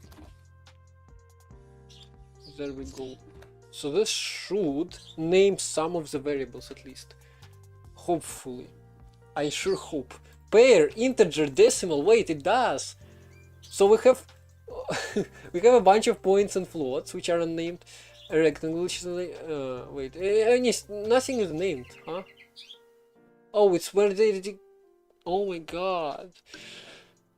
Because they're declared first and then named later, that's an issue. That's an issue that needs fixing. And that's an issue with API, because it's intended to be, you are intended to be able to just generate immediately. So here in declare var we could pass an optional name.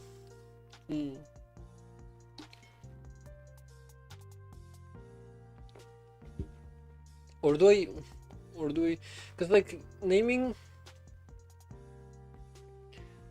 after the fact is somewhat nicer. So maybe I lazily declare them.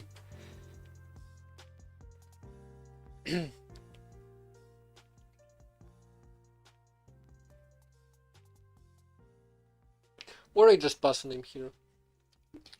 I could just do name option of stir optional name for debugging for. Is this how you spell purpose, by the way? Or is there an O in it?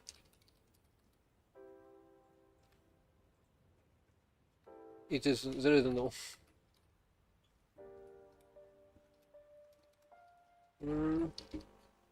Process like that.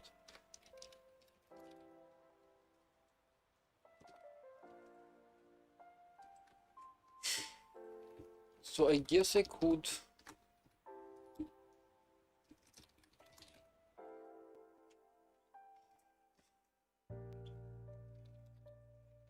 But this is gonna break so much. Well, like you can attach a bunch of debugging for that. Or can you? You can attach. You can attach attributes to it. So I'm probably gonna do that later. So for now I will keep it with the name.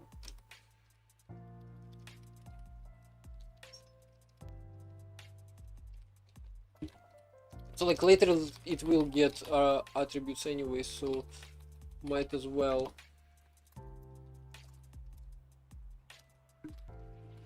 Equals name unwrap or actually it's gonna be map or else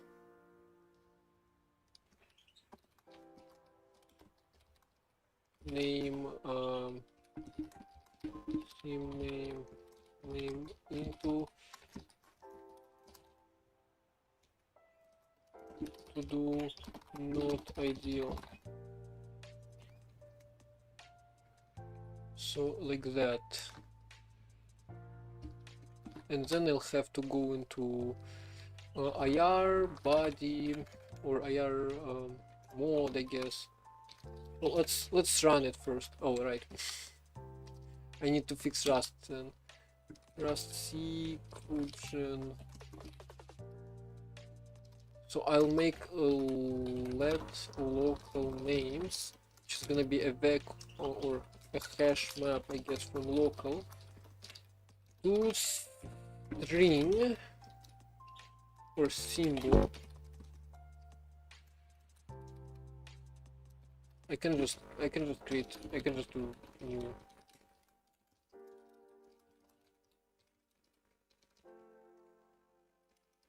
No, that will allow me to implement something I really like. So if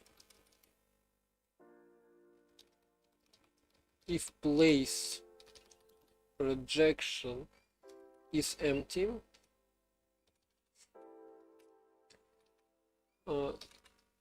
if place if either place projection is if place projection is not empty and so this is a projection and local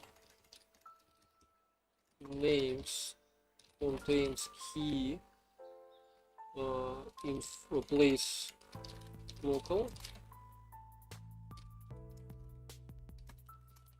Continue. So if we already declare something and this place is a projection, then we skip it. And next I'll just place local. So I'll do local names insert place local maps to info name.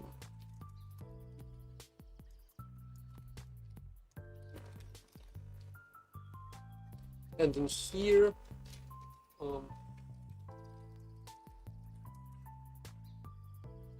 so get local dot map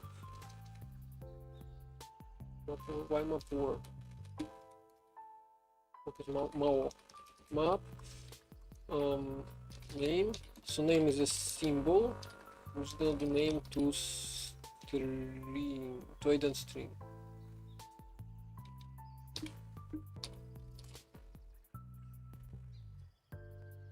Expected local from local decla. Local info. Local dot wait, idx, not local idx. It's called. It's interning stuff.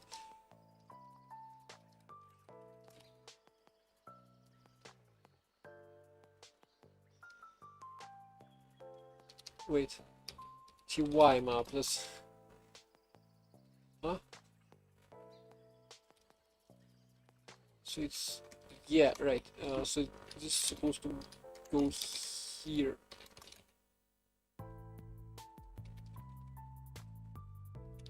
Expected option of stir. So sref. No.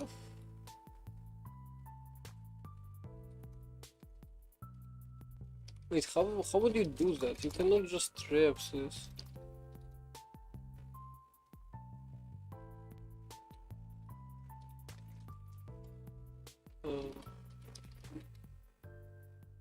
I mean, you can do stir,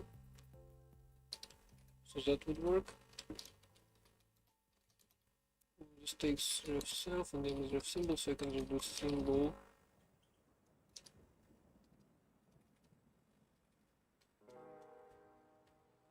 But yeah, I'll do this. And I forgot to run Clippy Pedantic on it, so let's do that as soon as I'm done with it. Variable map push. It's in IR, isn't it? Yes, it's IR. IR declare. No, we're IR mode. So variables, spec of variable, type arg, debug name, which is option of string.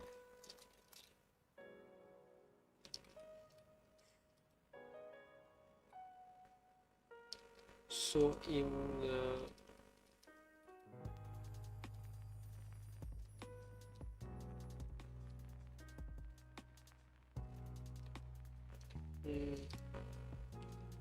I need logging here.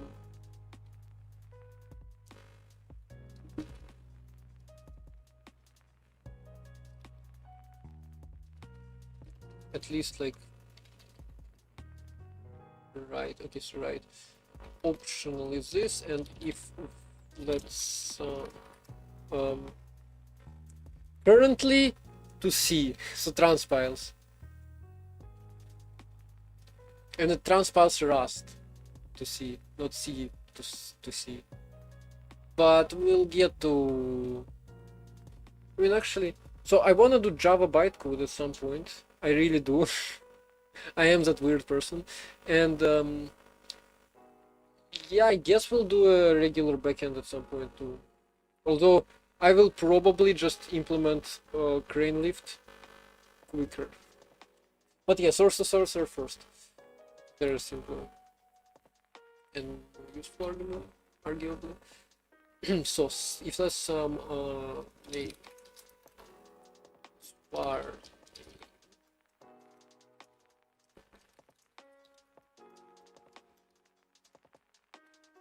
so we'll do a comment with name like that. Move out. Let's not move it out. So that's debugging now. IR code gen. Oops. Declare var will also take this parameter.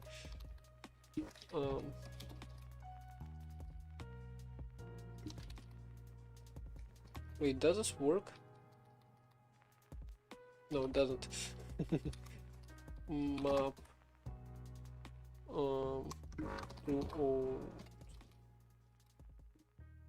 I don't. I'm not making a programming language. I'm making a compiler for an existing language.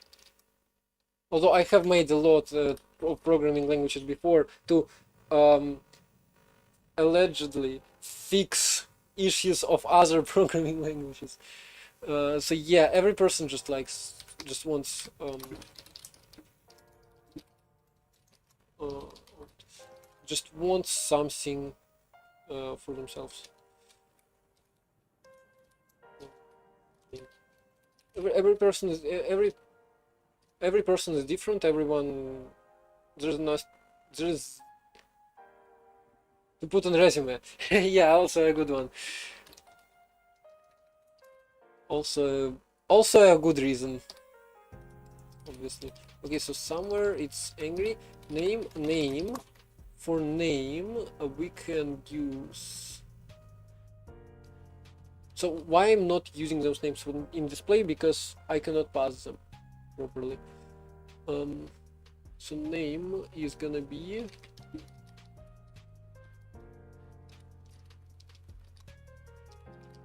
Oh, clone the name.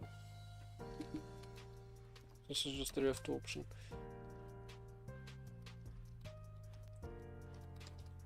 And in forwarding, declare var routine name. Oh wait, no, none.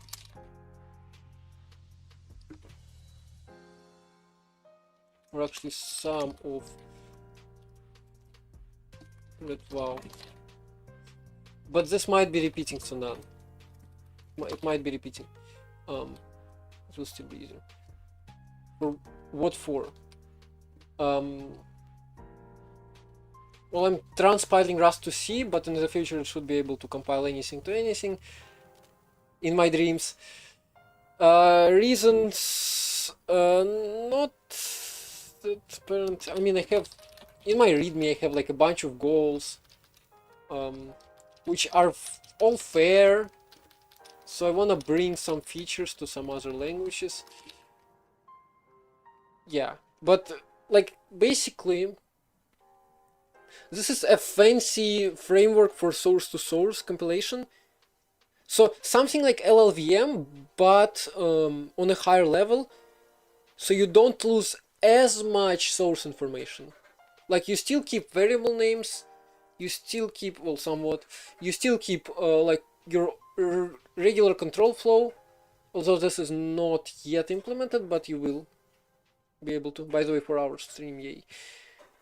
So somewhere, and most importantly, you keep types, you keep functions as they were in the original source code, and also ideally generics, but I haven't found a good way to implement them language agnostic. Okay, so declare var. What is this? Oh, it's for right. So that was returned, and this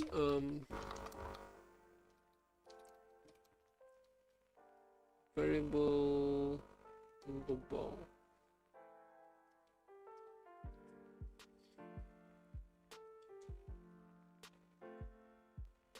By the way, yeah, I should probably disambiguate names. So yes, some red file there. I will implement it. So name here, variable. Can I do as ref? Or, no, I can't. I need to map. Name as ref.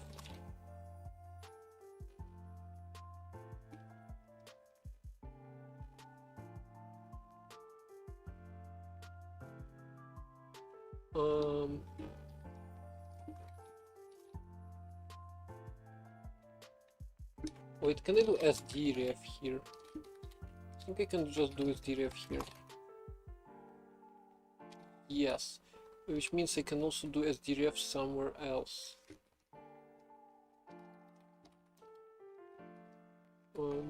I might be able to do sdref here, by the way, but I don't think so. Yeah, no.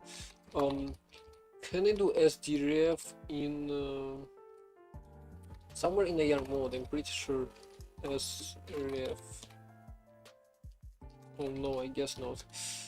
Um, I swear I wrote SRef somewhere, which could be replaced the same way. I'm streaming for 4 hours. Yeah.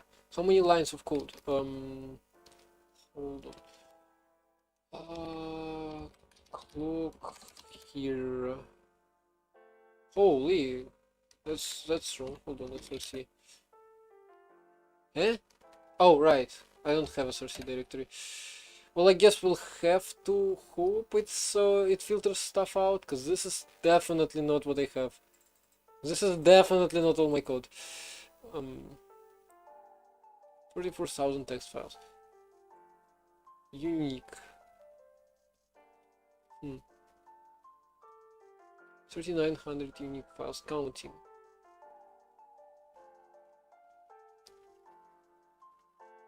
Gosh, this is taking a while. Let's start. Well, while it's counting, I can finish this up. So that's codegen as the ref. Yes, which means I need to go to cgen. And in here, variables, okay, for counting.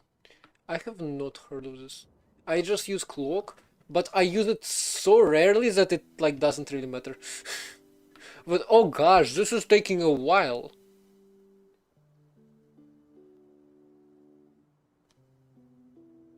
Because like I have some random file somewhere, which it's for some reason is counting. But we're almost done. Anyway. So here I wanted to add another thing, which is gonna be used variable names for this ambiguation.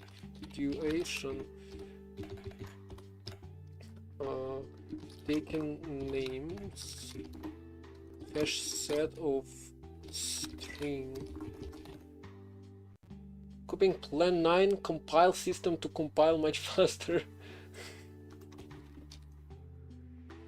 Yeah. Okay, there we go. This is definitely wrong. HTML. That's what it's been copying. Okay, so I don't know how accurate this is. I probably haven't written 200,000 lines of code. Like, I'm almost sure that's wrong. Also, JavaScript 5.9k. That's also docs. Let's do a more accurate one. Ooh, also logs. All those crash reports. So more accurately, it would be something like, can I do orco/src and then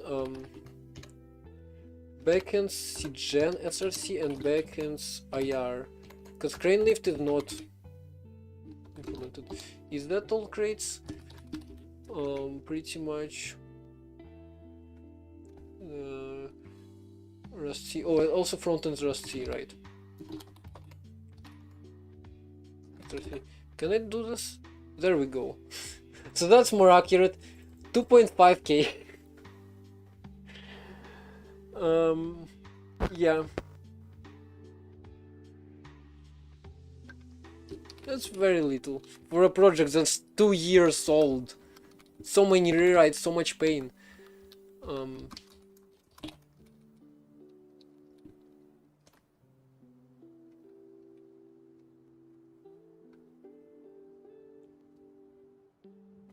Are you counting root user folder? Huh? No. I don't know honestly what this clock counted. It probably it's probably in target. Probably something in target debug, I don't know. But like weird that it has Rust files somewhere here. Also, this is not entirely accurate. I actually have like 20 more lines for samples.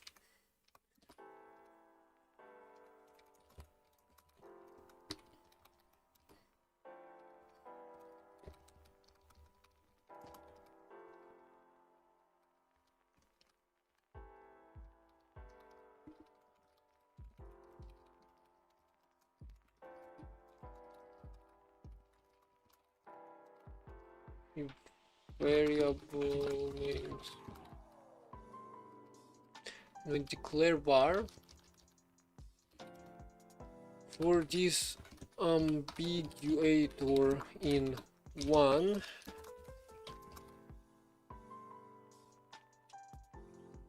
Many years. Yeah, I spent a lot. Because I rewrote it like 1,000 times. Planet compile system uses Go, and Go compile extremely fast.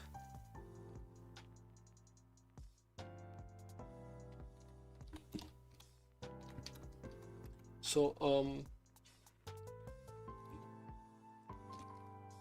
if so let's do let mute name. If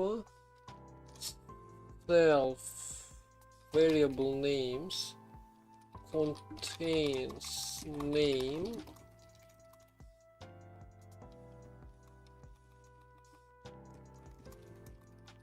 I know that's a bad way of doing this, but whatever. Continue. If it doesn't contain name, skip. How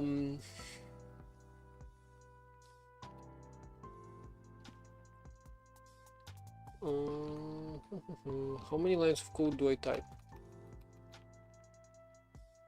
Many. Okay, so okay, like that. If it contains, then I go disambiguator. Format.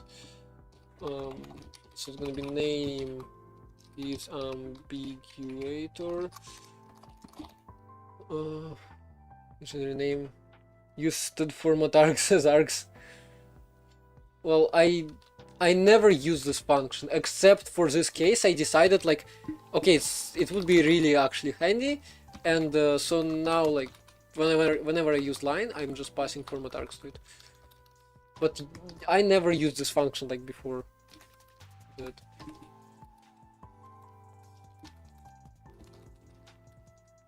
So if names contain name 1 or disambiguated, disambiguated. So if it doesn't contain, we'll break and we'll do name equals disambiguated. So that's disambiguation. Nigel, that actually touches you directly. You will have to implement that if you want cool variable names in your source code. Okay, so there's that.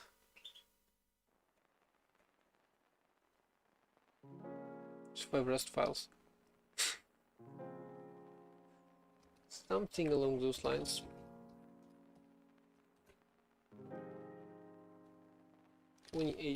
Where did you find more, or is it? Did you count back and crane lift?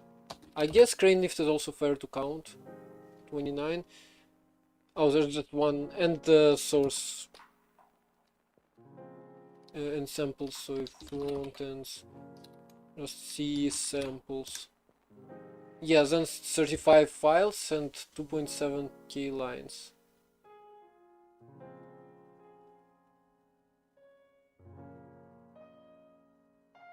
Content comments. Okay, that doesn't add up.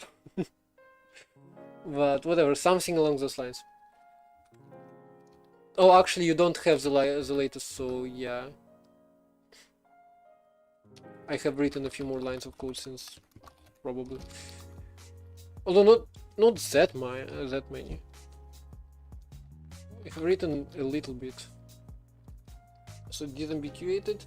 Now after the disambiguation, I'll do self variable names, insert name, clone. Add was over a while back. Yeah, I know. So yeah, Nigel, that actually impacts you and your backends. Now declare var takes an optional debug name, and you must disambiguate. Or disambiguate it. Or what? Or src code and declare var. Where is this? This is just C. Oh, because I need to go intrinsics. Declare var. Where is declare var? Oh wait. intrinsics in here. So here, honestly, none. Honestly, I don't care. This is temporary anyway.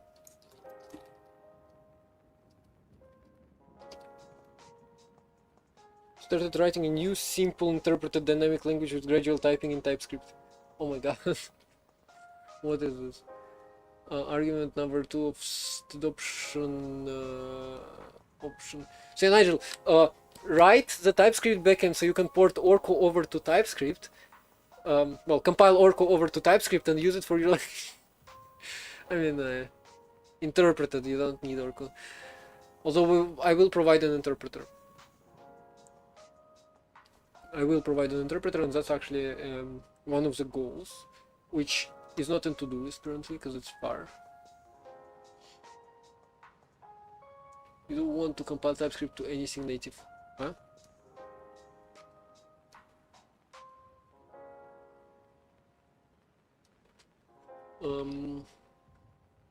Argument number 2 of option is missing. That's in operand.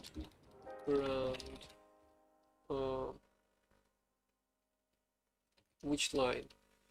Which 4? I know what it is. So I'll do sum of 0 size type.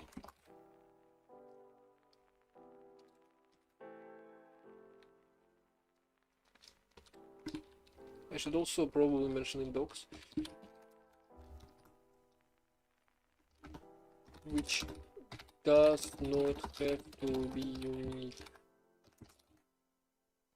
So use format args as much as possible to avoid unnecessary lock. Orco does not avoid unnecessary lock nearly as much as it should. And usually, I mean, yeah, fair enough. I should probably use that more often because I spam format a bunch. Okay, so now we have point, another point, bottom right, left edge, top edge, rectangle, underscore rectangle. Wait, what? Why is it an underscore?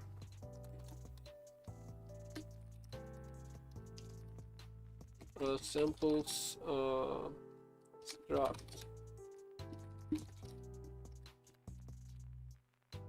It is an underscore rectangle, huh?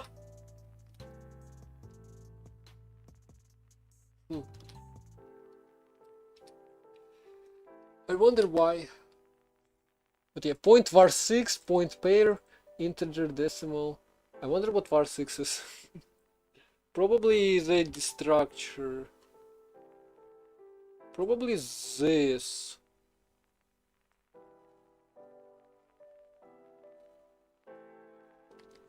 Which means there must be a pair as well. But no. See? I don't know. Like, oh, what var6 is? Yeah, var6 x and y equals left edge and top edge. Wait, no. Oh, var6 is this point. Yeah, no, that makes sense. Now, that is actually somewhat readable, especially if I take this and do new length c. Boom. Now, that is actually somewhat readable. Will you look at that, Nigel? We have names, and also we have comments, which are... There are too many comments. So I might remove this.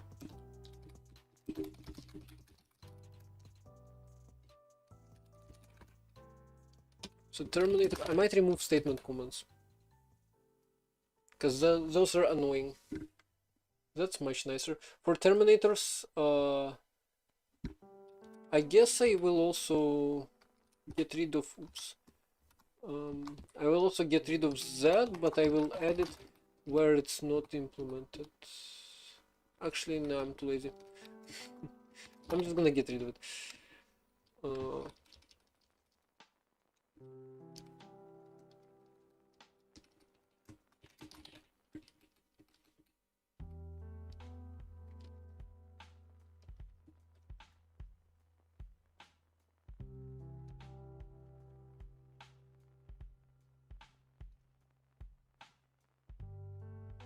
Also, whereas ePrintLn, I can just replace this by self-code and comment. to do statement. That doesn't show, but anyway. How isn't your arch dead? Great question. Nigel gave up. You want a language that has JS Lua closures, dynamic types, but without all the extra stuff like JS classes, Lua meta tables, closure protocols, etc. That's what you're making.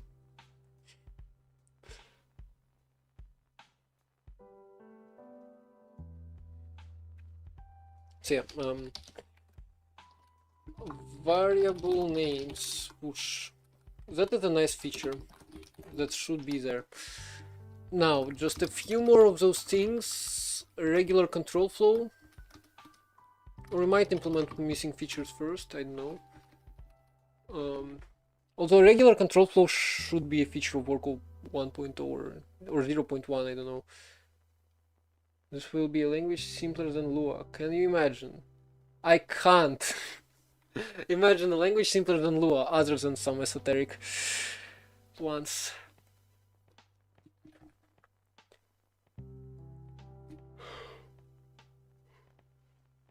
And some bytecode variants, I guess. Although Lua is probably simpler than most bytecodes, I know. Python 2 without Python classes, generators, whatnot. Kaushik Kumaran.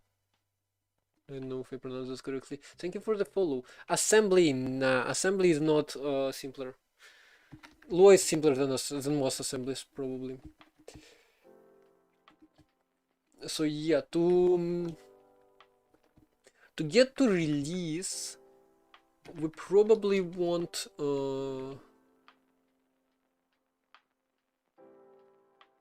I know, speaking to computer in English. English is not simpler than Lua, you know. You know. So yeah, something like that. We're getting closer to release at some point. I just love the idea of nil integer float char string list map set function. Oh god. So that's your types. That's what you compile to plus bool. That's what you compile to types. When you compile to TypeScript, that's what you get. That's the type you're using. I mean, okay. So I think that was enough of a stream. Let's see if we have anyone to raid. I'm gonna put YouTube chat somewhere here.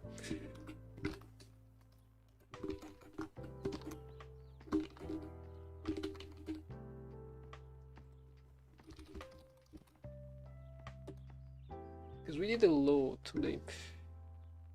And Minecraft Live is gonna happen soon. And I wanna be there. Wait, there is a guy working on C-flat compiler. And then make it compile to C. Yeah, exactly. So yeah, there is a guy who's making a compiler, I think. Daily Code X. And he has a tag. So we might be able to find it in the raid browser. Hold on. Let's see who this is. Wait. Daily Code. Is this guy? And Vim Rust, working on C-flat compiler. Okay, what are you doing? Instructions. How do you do that then? Do you have to... Wait, that's Wasm. Isn't it Wasm?